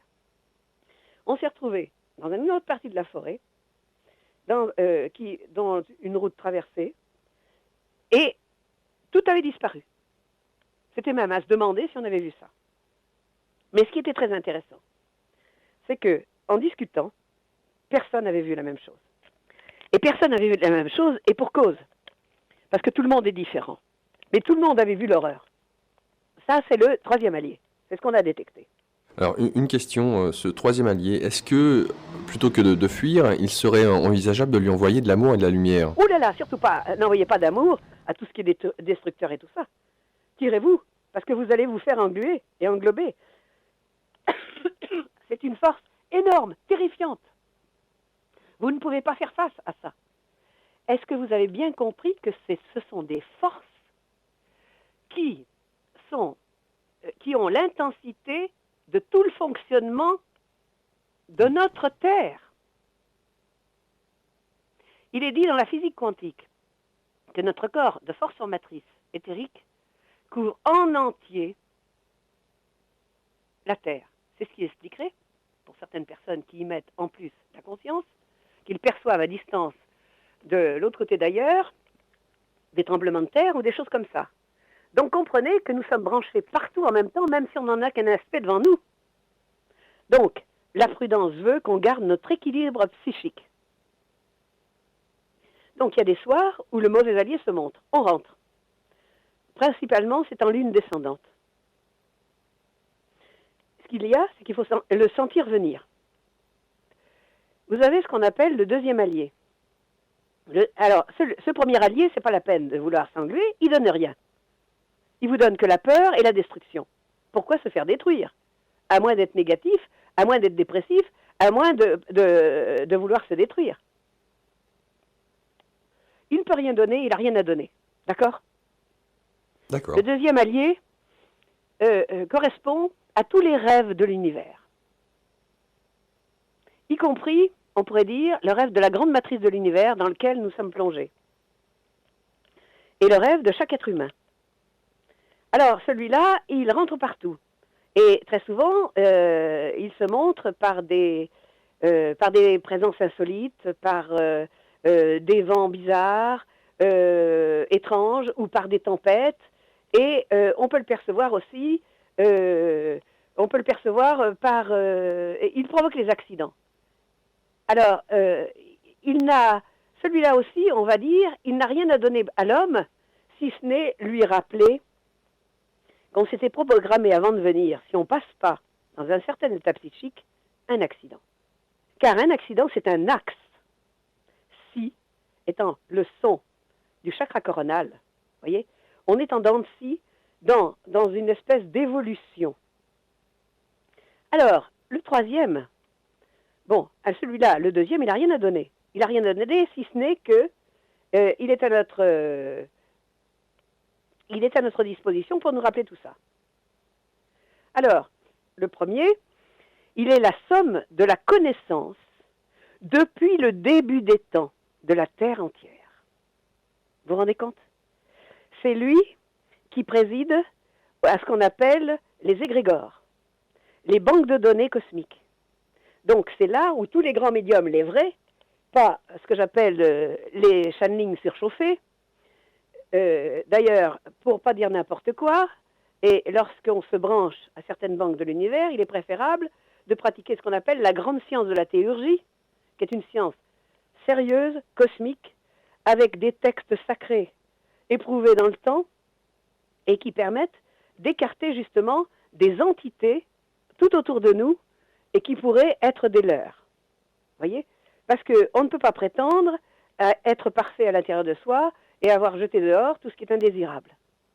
On est en voie de cheminement, on est en voie de progression, on fait ce qu'on peut. demain sera un autre jour et on fera encore ce qu'on peut. Voyez? Alors, comprenez que si on se pose des questions, ou n'importe quoi, il suffit de se brancher spirituellement dans un état de méditation profonde. Et là, on peut avoir des flashs fabuleux de connaissances.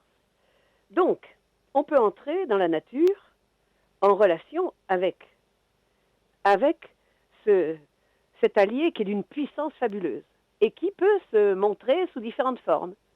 C'est-à-dire, la plupart du temps, une espèce de force enveloppante.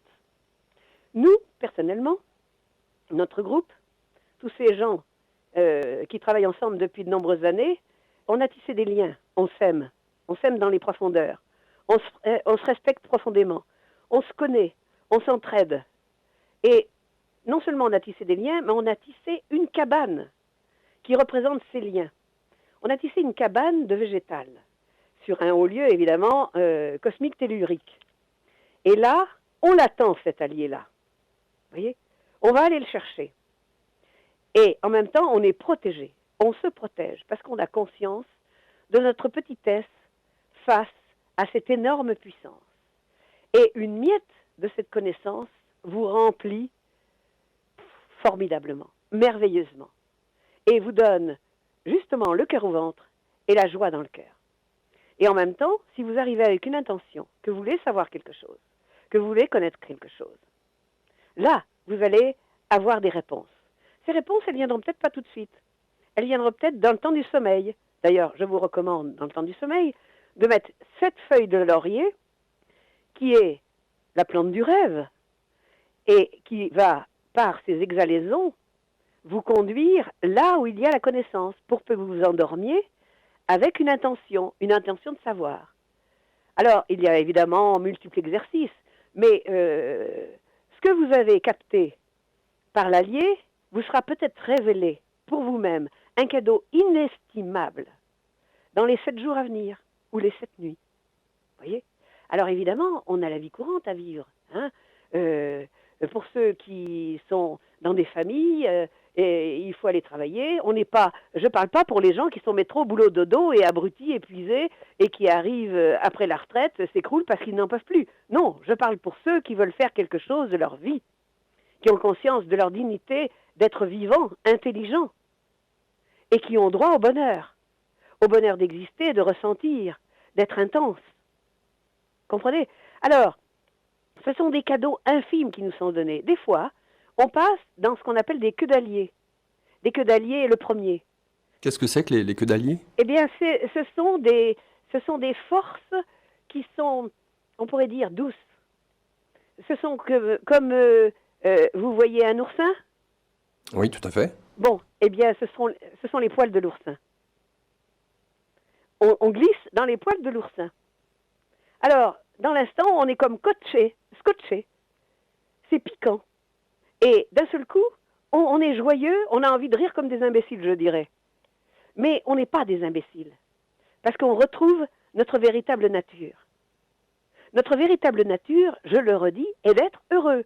C'est-à-dire d'être capable de prendre dans la puissance de l'instant. Et cet allié, on a envie, on est bien comme dans les bras d'une mère aimante. Vous voyez, comme quand vous étiez petit. Ou dans un lieu où quand vous êtes très fatigué, vous voyez, vous allez rentrer dans votre lit bien chaud et vous allez vous glisser là et vous allez penser à tous les drames de la terre. Vous allez remercier.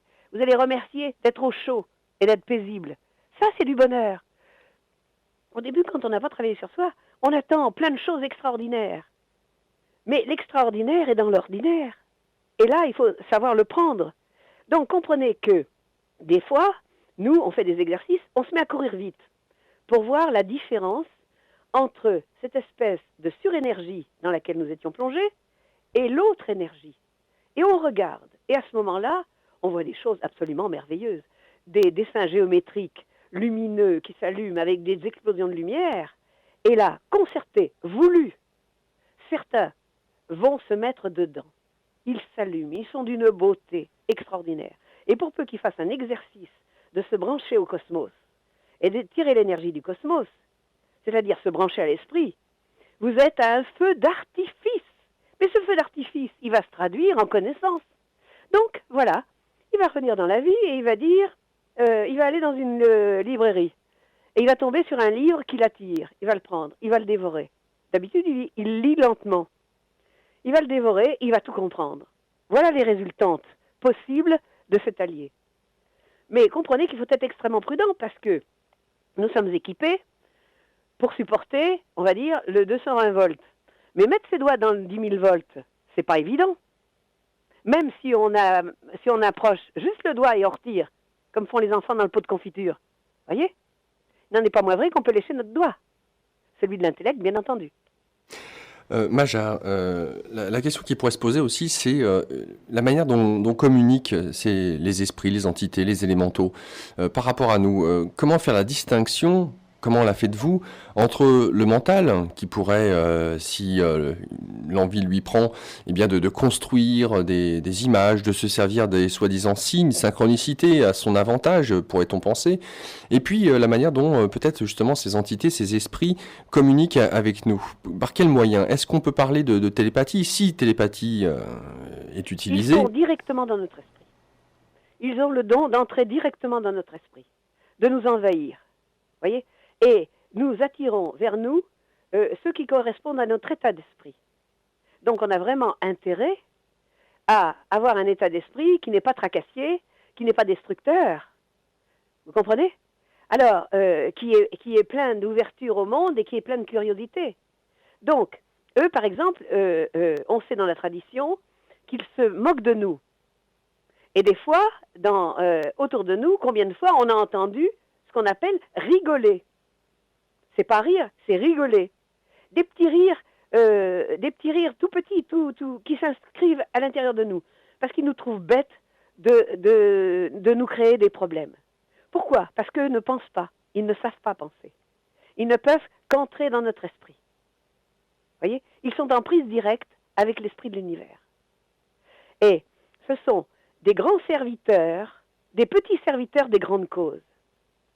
Ils sont aux ordres des hiérarchies de l'univers. Pour cela, il faut avoir étudié les hiérarchies selon la tradition, parce que c'est plus pratique, vous voyez. Bon, je ne l'ai pas mis dans ce bouquin, mais ça sera pour un autre, parce que c'est très complexe, et qu'en même temps, il faut quand même savoir qu'il y a des gens extrêmement tracassiers. S'ils avaient ce plan parfaitement bien fait, avec des détails, s'ils ont des désirs de destruction, ils peuvent faire beaucoup de mal. Donc, je n'ai pas mis ce plan.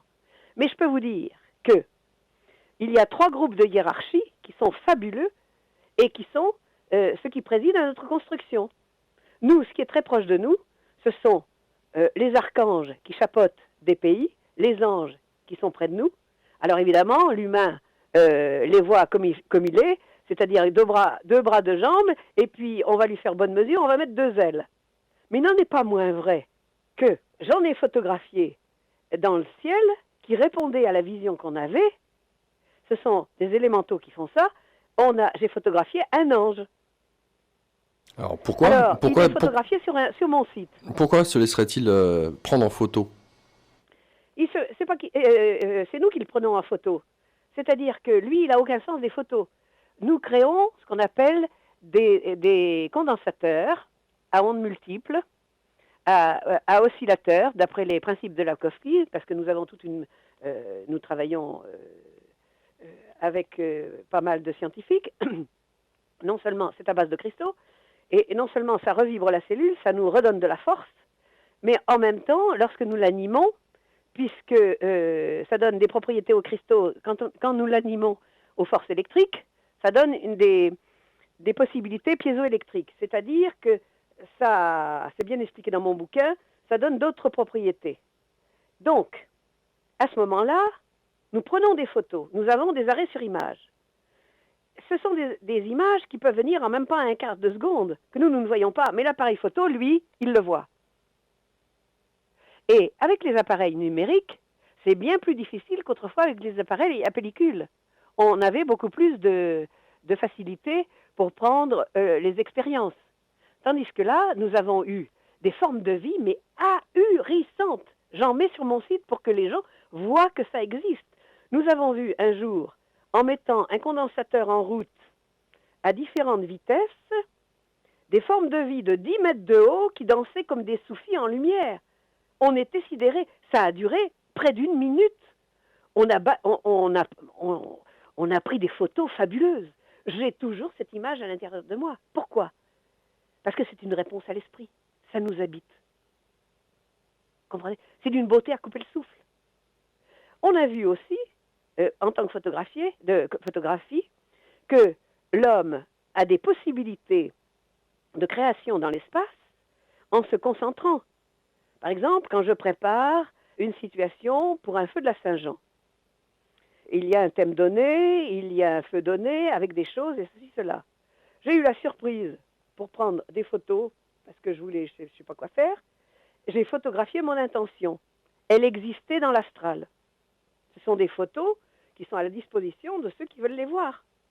Donc, comprenez que quand une personne se concentre sur un problème, elle crée une entité obsessionnelle et elle crée une entité soit positive si elle est positive, soit destructive si elle est destructive. Et je vais vous dire une chose, elle l'a au talon. Et cette entité va lui réclamer de l'énergie, ce que j'appelle dans mon livre, de la bonne sous-soupe, à l'heure dite où elle a été pensée. Donc, c'est notre pensée qui pense à notre pensée. Comprenez? Oui, oui, je comprends le mécanisme, oui. Alors, ce mécanisme, il n'est pas fait que pour un humain, il est fait pour les humains. Qui fait les démons? Qui font les démons? Les humains. Ça fait réfléchir. Nous créons réellement notre réalité. Nous créons notre réalité. Moi, je vous trouve génial dans vos questions. Vraiment. Parce que vous n'êtes pas à côté, hein. Vous tombez pile poil. Bah merci beaucoup, hein, Maja, c'est très gentil de votre part. Non, mais c'est vrai, je le sens. Ah, mais je n'en doute pas. Venant de votre part, je n'en doute pas. Il y a aussi alors d'autres choses que j'aurais souhaité aborder, notamment, tout à l'heure vous avez mentionné des personnes qui sont tout le temps fatiguées ou tout le temps malades. Est-ce que justement, est-ce qu'on peut dire que ces personnes-là, de par leur extrême sensibilité, ne savent pas fermer la porte à ces mangeurs de sous-soupe, comme vous le dites? Oui, d'une part, mais il y a beaucoup de raisons. Ça peut être aussi un produit, ça peut être le produit, parce que le mental moule le corps, d'accord? Le mental, lorsqu'on s'incarne, va s'incarner avec l'âme, ok? D'accord? Et il va mouler un corps petit à petit, ceci, cela. Donc, ça peut être le fruit de difficultés des temps passés, d'un karma passé, d'une part. Ça peut être ce que nous venons d'évoquer. Ça peut être aussi des gaspillages d'énergie. Et ça peut être aussi le rôle. Les gaspillages d'énergie, je les ai levés dans mon bouquin, donc ça c'est à lire. Hein, mais ça peut être aussi des personnes qui ne prennent pas leur énergie. On reçoit à notre naissance autant d'énergie dont nous avons besoin. Castaneda disait, il faut autant d'énergie pour se construire que pour se détruire. Donc on pourrait se poser la question, où passe l'énergie? Comprenez? Donc, nous avons dans la vie que deux rôles, victime ou guerrier. La personne va mettre, dans le cas de la victime, toute son énergie pour se faire porter, pour pleurnicher, pour ressasser, pour exiger. N'oubliez jamais que dans une victime, il y a toujours un tortionnaire, c'est-à-dire celui qui va donner de l'énergie. Combien de fois vous avez été en passe avec des gens qui vous téléphonent 10 fois par jour, enfin j'exagère, qui vous téléphonent pour ressasser les mêmes histoires. Vous devez de les renvoyer au plot. Vous l'écoutez une fois, ça va. Et vous donnez vos conseils. Vous comprenez? Tout ça, c'est de l'énergie perdue. Bon, c'est vrai que pour pouvoir travailler, il faut récupérer son énergie. C'est indispensable. Voilà. Alors, ça, c'est schématique. On n'est pas entré dedans. Bon, et puis, la santé fragile, elle est karmique. D'accord? Mais tout le monde n'est pas fait pour manger du lion au petit déjeuner. Hein. Chacun va faire ce qu'il va faire, mais le mieux possible. Mais par exemple, il peut être heureux. Une personne faible peut être heureuse et joyeuse. C'est un ordre que l'on se donne. Vous croyez que je n'ai pas mes problèmes, moi, que je n'ai pas mes soucis? Je trouve que je n'ai pas le droit d'être désagréable avec qui que ce soit. Et une fois pour toutes, j'ai décidé d'être aimable avec tout le monde. Même avec ce que j'appelle les gens extrêmement nocifs et désagréables. Alors, comment se protéger d'une certaine manière de ce vampirisme, alors que l'on accorde aussi bien aux êtres humains qu'à ces autres dimensions qui nous sucent, qui nous pompent cette énergie non seulement vitale, mais qui en même temps nourrissent nos peurs.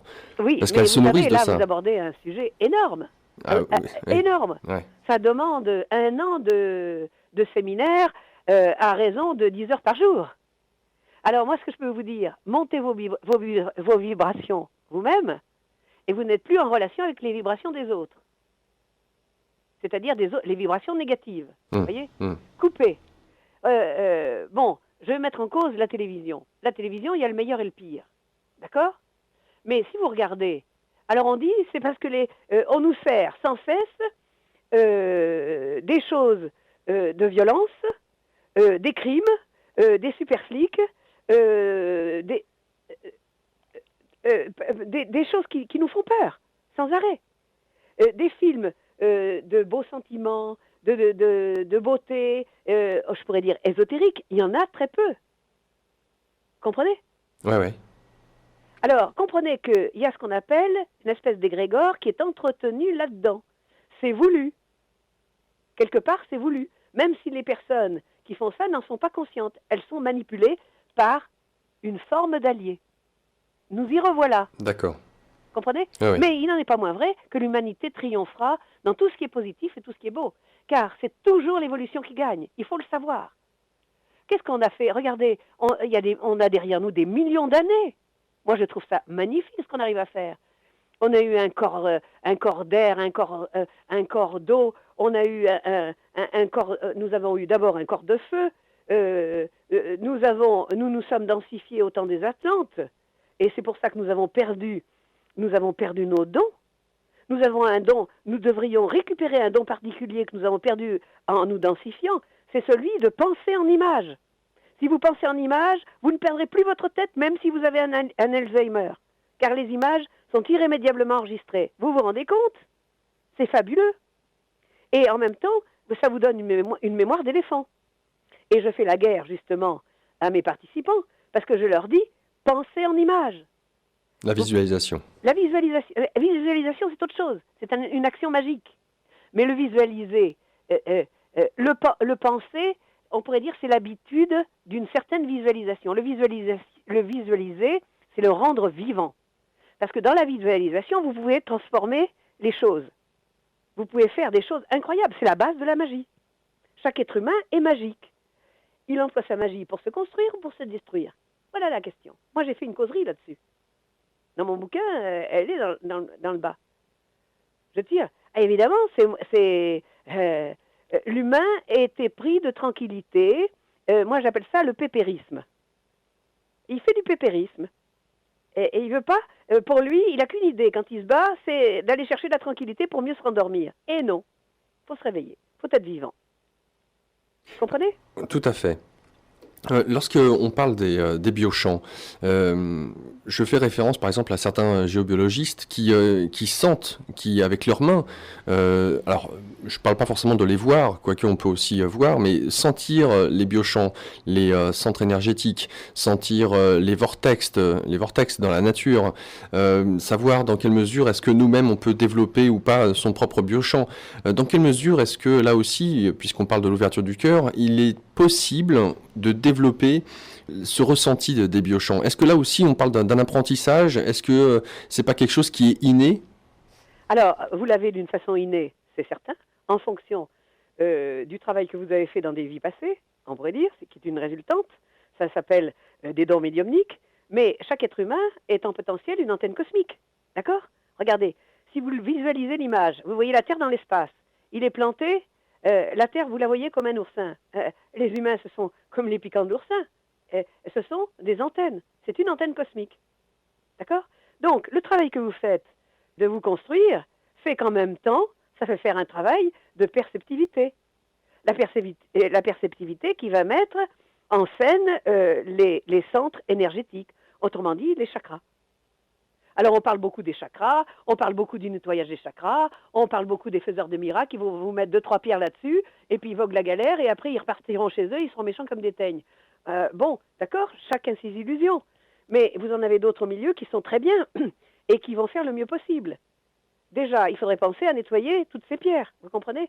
Vous n'avez qu'une seule pierre qui n'est pas nettoyable, et qui s'auto-nettoie, qui s'appelle la sunjit, qui est extraordinaire, et qui vous régénère. Alors, ça c'est une chose, nous avons ça à nos dispositions. C'est-à-dire, nous avons, en tant qu'antenne, les règnes minéral, végétal, animal, humain. Nous avons tout ça à l'intérieur de nous. Donc, si nous avons ce qu'on appelle la dignité de ce que nous représentons, effectivement, nous allons sentir ça. Moi, à la main, je vois tout de suite où en sont les choses. En un premier temps, on va ressentir une fraîcheur, des picotements ou une chaleur. Si je vous fais faire des exercices, par exemple, de compression de l'énergie de l'univers, vous pouvez le faire vous-même, vous prenez vos deux mains, vous allez très vite, vos deux mains, vous les vibrez, voilà, et au bout d'un moment, vous allez sentir une résistance. Ça n'existe pas, quelqu'un d'abruti. Nous avons tous des dons à l'état latent qu'il faut développer. C'est toujours pareil, pour jouer du piano, il faut faire des exercices. Pour jouer d'un instrument, il faut faire des exercices. Je vous parle du piano parce que je jouais du piano, c'est tout. Alors, qu'est-ce qu'il en est des objets de pouvoir Ah oui.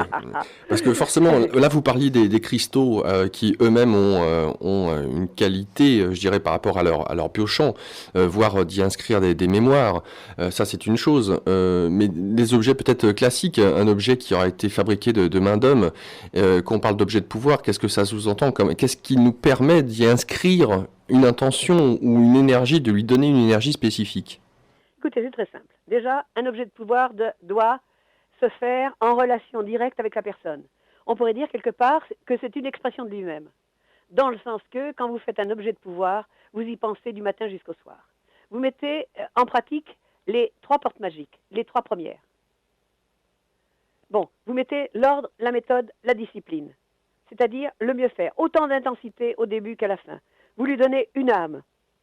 En cela, vous retrouvez ce qu'on appelle les chefs-d'œuvre des compagnons, qui faisaient le mieux possible dans le temps qui leur était imparti. Et mettre en route ce qu'on appelle un savoir-faire. Dans savoir, je sais, voir, c'est ouïr un son. C'est-à-dire le son de l'âme de l'univers. C'est prendre un petit morceau de l'univers dans un objet de pouvoir. Alors, ça se fait, évidemment, essayez de faire un objet en y pensant du matin jusqu'au soir. Ouf, c'est difficile. D'accord? D'autant plus qu'on n'a qu'une idée, c'est penser à multiples pensées et on ne sait même pas à quoi on pense. Déjà, mettre de l'ordre dans ses pensées. Vous voyez, il faut une sacrée passoire pour ça, hein, pour récupérer le meilleur. Bon, tout ça, c'est une question de longue haleine. Mais vous avez dedans des gens qui ont un savoir-faire plus ou moins grand. Vous avez des gens extrêmement adroits de naissance. Et puis vous en avez d'autres, c'est épouvantable. Ils ont souffert pendant 10 ans, 11 ans, 12 ans. Et c'était tellement hideux, cet objet de pouvoir, que j'ai eu qu'une idée, c'est de lui faire creuser un trou et de lui faire enterrer, pour que la terre digère ses peurs, ses angoisses, son manque de savoir-faire, tout ce qui n'était pas beau, quoi. C'est hideux, c'est gluant, c'est horrible. Moi, quand je vois ça, c'est non lumineux, c'est-à-dire, c'est une espèce de glu noir, immonde. Bon, mais voilà que ces personnes, au bout d'un certain temps, hors de méthode discipline, avec de la ténacité et de l'endurance, les capacités, les marches qu'il faut mettre en route pour être un bon chaman, bon, eh bien, petit à petit, se disent, tiens, si je prenais des mesures, déjà la mesure, c'est la base de la géométrie, c'est la base de l'architecture, d'accord? Et ils prennent des mesures, parce qu'avant, ils allaient gaspiller une grande feuille de cuivre pour faire une toute petite feuille d'1 centimètre. J'exagère, mais c'était un peu ça. D'accord? Alors, il y avait des morceaux partout, tout le monde avait fini et tout ça. Bon, c'est ça, travailler en groupe, c'est magnifique, c'est merveilleux. Mais pour travailler en groupe, il faut déjà avoir mis un minimum l'ego au vestiaire. Parce que moi, je suis le plus beau, hein, c'est la religion de base de chaque être humain. Et je veux qu'on me respecte, et ceci et cela. Et c'est parti. Moi, je n'entre pas là-dedans. Si vous voulez, quelque part en tant qu'instructeur, je suis au service de chacun. Ce que j'aimerais, et je fais le mieux possible, c'est de donner à chacun la possibilité de s'épanouir, dans le sens d'une indication pour lui dire, et si tu faisais ça, et si tu faisais comme ça, c'est pas beau ça, allez, recommence, hop. Et voilà, courage. Dans ces objets de pouvoir, j'y vois la manière dont vous les décrivez, ces mandalas que font les moines tibétains, qui sont des mandalas éphémères, mais à chaque fois qu'ils sont dans cet instant présent où ils ne sont concentrés que sur cette œuvre, il y a ces mantras qui sont répétés, répétés. La parole joue aussi un rôle, enfin on pourrait y mettre tout ce qu'on veut, aussi bien effectivement la visualisation, aussi bien l'intention à l'instant présent, aussi bien la parole et l'attitude juste pour le coup, où il y a la notion du respect de la matière que l'on utilise pour fabriquer l'objet, quel qu'il soit. C'est bien ça? Vous avez absolument raison. Regardez, pour faire un mandala, qui est une discipline absolument magnifique et merveilleuse, il faut tenir la visualisation parfaite. Il faut qu'il ait le mandala dans son monde. Donc, il va le faire magnifiquement. Mais si vous voulez, il met en œuvre ce qu'on appelle le côté impermanent des choses. Mais on garde en permanence la quintessence de cette chose, c'est-à-dire de la beauté, ne serait-ce que du regard de l'autre, sur ce mandala qui était d'une beauté à couper le souffle. Moi, j'ai vu et j'ai participé à des choses comme ça, c'est absolument magnifique. Tandis qu'un objet de pouvoir chamanique, en fonction, il devient sacré. Ça devient un sacré objet. En construction, c'est un sacré objet jusqu'à ce qu'il devienne un objet sacré. Vous comprenez? Alors, par exemple, quand on fait la baguette magique pour entraîner l'ombre, j'en parle dans mon livre, cette baguette magique, elle doit non seulement obéir aux lois que j'ai évoquées, mais elle doit obéir aux lois de la physique, c'est-à-dire avec des fils conducteurs, et aux lois de la spiritualité élevée. Autrement dit, se brancher sur un son sacré et cosmique que va émettre de cristaux à cristaux et à travers les éthers, et qui sera rediffusé à l'intérieur de soi en un cadeau inestimable. On a tendance à s'imaginer que le cadeau, plus il est gros, mieux il est. Et non, on entre là dans le monde du subtil qui va aller se loger tout douillettement au sein de l'âme, qui cette âme est toujours vivante et qui vit depuis le début des temps. C'est toujours la même qui se réincarne pour chaque être humain. Donc, les objets de pouvoir, ce sont des aides précieuses. Alors, évidemment, si ils ne sont pas tout à fait, on pourrait dire, d'attaque au niveau du sacré, et s'ils sont carrément moches, eh bien, on va les régénérer dans quoi? Dans le feu de la Saint-Jean. On va créer un feu de la Saint-Jean de joie, et tous les éléments partiront d'où ils sont venus. Tout ce qui est cuivre et pierre précieuse ou semi-précieuse, je dis bien pierre précieuse ou semi-précieuse, car quand on aime, on ne compte pas, disait Beko. Eh bien, on les récupère parce qu'elles ont une qualité particulière, étant donné que sur ce feu de la Saint-Jean, il y a eu un rituel de joie en correspondance avec tous les feux qui se sont allumés sur la Terre. Imaginez tous ces feux qui s'allument à la même période sur la Terre. C'est merveilleux. C'est un Alléluia dans l'espace. Et nos parents cosmiques le perçoivent. Donc, voyez le bénéfice subtil qu'on en reçoit. Voilà où nous conduisent les objets de pouvoir. Donc, on garde un objet de pouvoir quand il est parfait. Donc, on a le temps. Y mettre son cœur, on y revient. Voilà, y mettre son cœur. Puisque vous parlez de la nuit de la Saint-Jean, il y a une date qui vient de passer là, et j'aimerais avoir votre sentiment. C'était la nuit du 21 janvier 2011, donc il n'y a que des E2 et que des 1, sachant que c'était la nuit de pleine lune. Et de savoir si, par exemple, par rapport à cette nuit, c'était samedi dernier, me semble-t-il, ou dans la nuit de vendredi à samedi peut-être. Est-ce que, par exemple, ce genre de journée, le fait que cette date alors, ce hasard, ce 21 janvier 2011, que des 2, que des 1, avec un 0, voire le lendemain, le 22 janvier 2011, est-ce que c'est des dates, en plus de surcroît, où il y a cette pleine lune, qui vous interpellent, ou pour vous, il s'agit de... Comment décrypter? Parce que là, pour le coup, je vous mentionne ça. J'ai noté ça, tout simplement. Je me dis, tiens, effectivement, ce soir-là, il y avait des énergies bien particulières. Il y avait effectivement une corrélation de nombres avec une pleine lune. Et là où j'étais, il y avait un vent incroyable. Ah oui.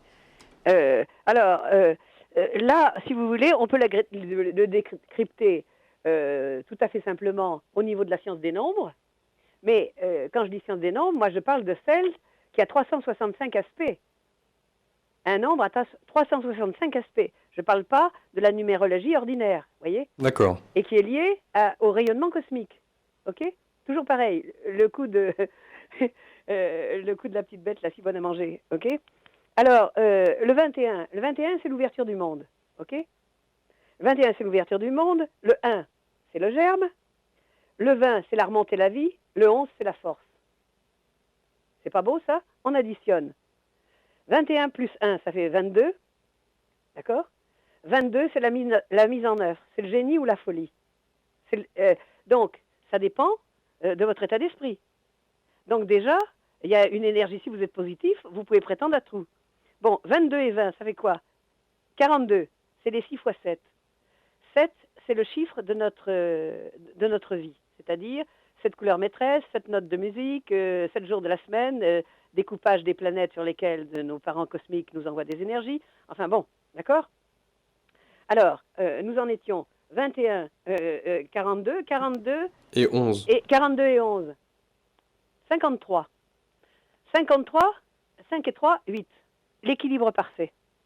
Vous vous rendez compte? Mais c'est l'équilibre cosmique. C'est pas notre justice à nous, sur la Terre, qui est plus ou moins parfaite parce qu'elle est appliquée sur des dogmes, sur des dogmes ou des textes qui sont mis en œuvre par des gens qui sont sérieux à mon sens, des juges, des ceci, cela, bon, très bien. Mais ce n'est jamais qu'écrit par des textes et par des humains sans trop de conscience, vous voyez? Et c'est pour ça qu'on s'aperçoit que des grandes sociétés avec beaucoup d'argent vont obtenir des jugements iniques, parce qu'ils sont malins comme des singes et qu'ils ont les moyens de prendre des avocats. Voilà. Ça, je vous parle de la justice cosmique. La justice cosmique, on peut raconter n'importe quoi. C'est toujours la loi qui gagne et c'est pas la nôtre. D'accord? Alors, si on additionne d'une autre façon, 2 et 1, 3 et 1, 4, 4 et 2, 6, 6 et 1, 7 et 1, 8, on trouve le 8 plus 22. La justice en marche. Parce que le 0, c'est le 22. C'est-à-dire un double œuf. Un chaman, un double œuf énergétique. C'est pour ça qu'il a le pouvoir de réaction. C'est pour ça aussi, entre parenthèses, qu'il sait courir vite. Moi, je vais vous dire, à l'âge que j'ai, je vous colle au poteau. Pourquoi pas? Allez, on se retrouvera. On fera une petite course. Alors, j'aimerais qu'on aborde vraiment la dernière, entre guillemets, grande question, s'il en est. Est-ce qu'il y a une grande question, une petite, qu'importe. Tout dépend de l'importance qu'on lui confère. Mais en tout cas, il s'agit de l'humanité, de ce que l'on traverse à l'heure actuelle. Alors, à travers les différentes traditions, que ce soit sur 2012, que cela soit sur le temps qui s'accélère, et de la vision quantique qu'on peut avoir du temps à l'heure actuelle, de cet espace-temps qui finalement en vient à perdre tous ses repères, ou alors peut-être qu'il y a d'autres repères qui se forgent. Que sais-je, quelle est votre vision? Qu'est-ce que traverse l'humanité? Ce à quoi on est en train de déboucher, ce à quoi l'humanité s'éveille, qu'est-ce qui se passe? Bien, écoutez, nous entrons dans l'ère du Verseau, ce qu'on appelle. Bon, c'est une ère de l'esprit. L'humain a pris la conscience de son individualité il n'y a pas très longtemps, vers le début des années 1900, qui concorde justement avec toute cette avancée technologique. Regardez, si nous faisons un bilan de tout ce qu'on a à notre disposition, ne serait-ce que l'électricité, la machine à vapeur, je ne vous parle pas des ordinateurs, en passant par le moulin à café et le super avion supersonique et tout le bazar. Avant, il n'y avait pas tout ça. D'accord? Eh bien, ça concorde avec la prise de conscience du moi-je. Mais ce moi-je, il faut le constituer. Il est dit que l'humain est constitué d'une multitude de moi. Et nous sommes constitués de milliards et de milliards de cellules, et nous aurions autant de petits moi qu'il y a de cellules.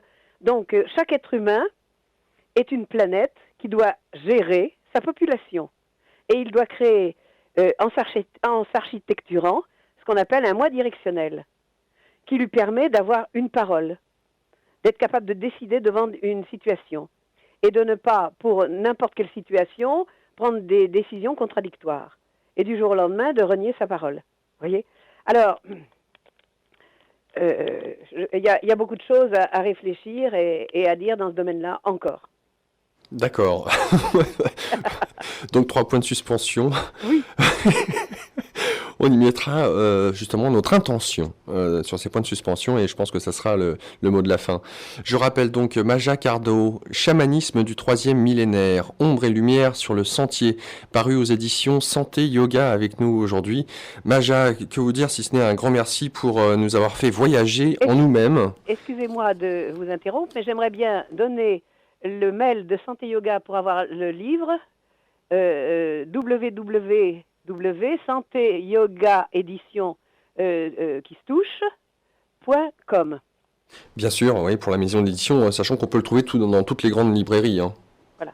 Hein mien, je peux vous donner le mien aussi si des gens veulent poser des questions. Misha, M-I-S-H-A, Maja, M-A-J-A, @orange.fr. Orange.fr. Et votre site internet? assomc.com. assomc en un mot, toutattaché.com. Voilà. Super. Maja, un grand merci. Ça sera certainement pour une prochaine fois. Merci à vous. Et je vous souhaite une bonne continuation. Allez, bonne journée. Au revoir. Voilà donc cette émission sur le chamanisme qui se clôt. Je vous souhaite une bonne continuation à notre écoute, bien entendu. Au revoir.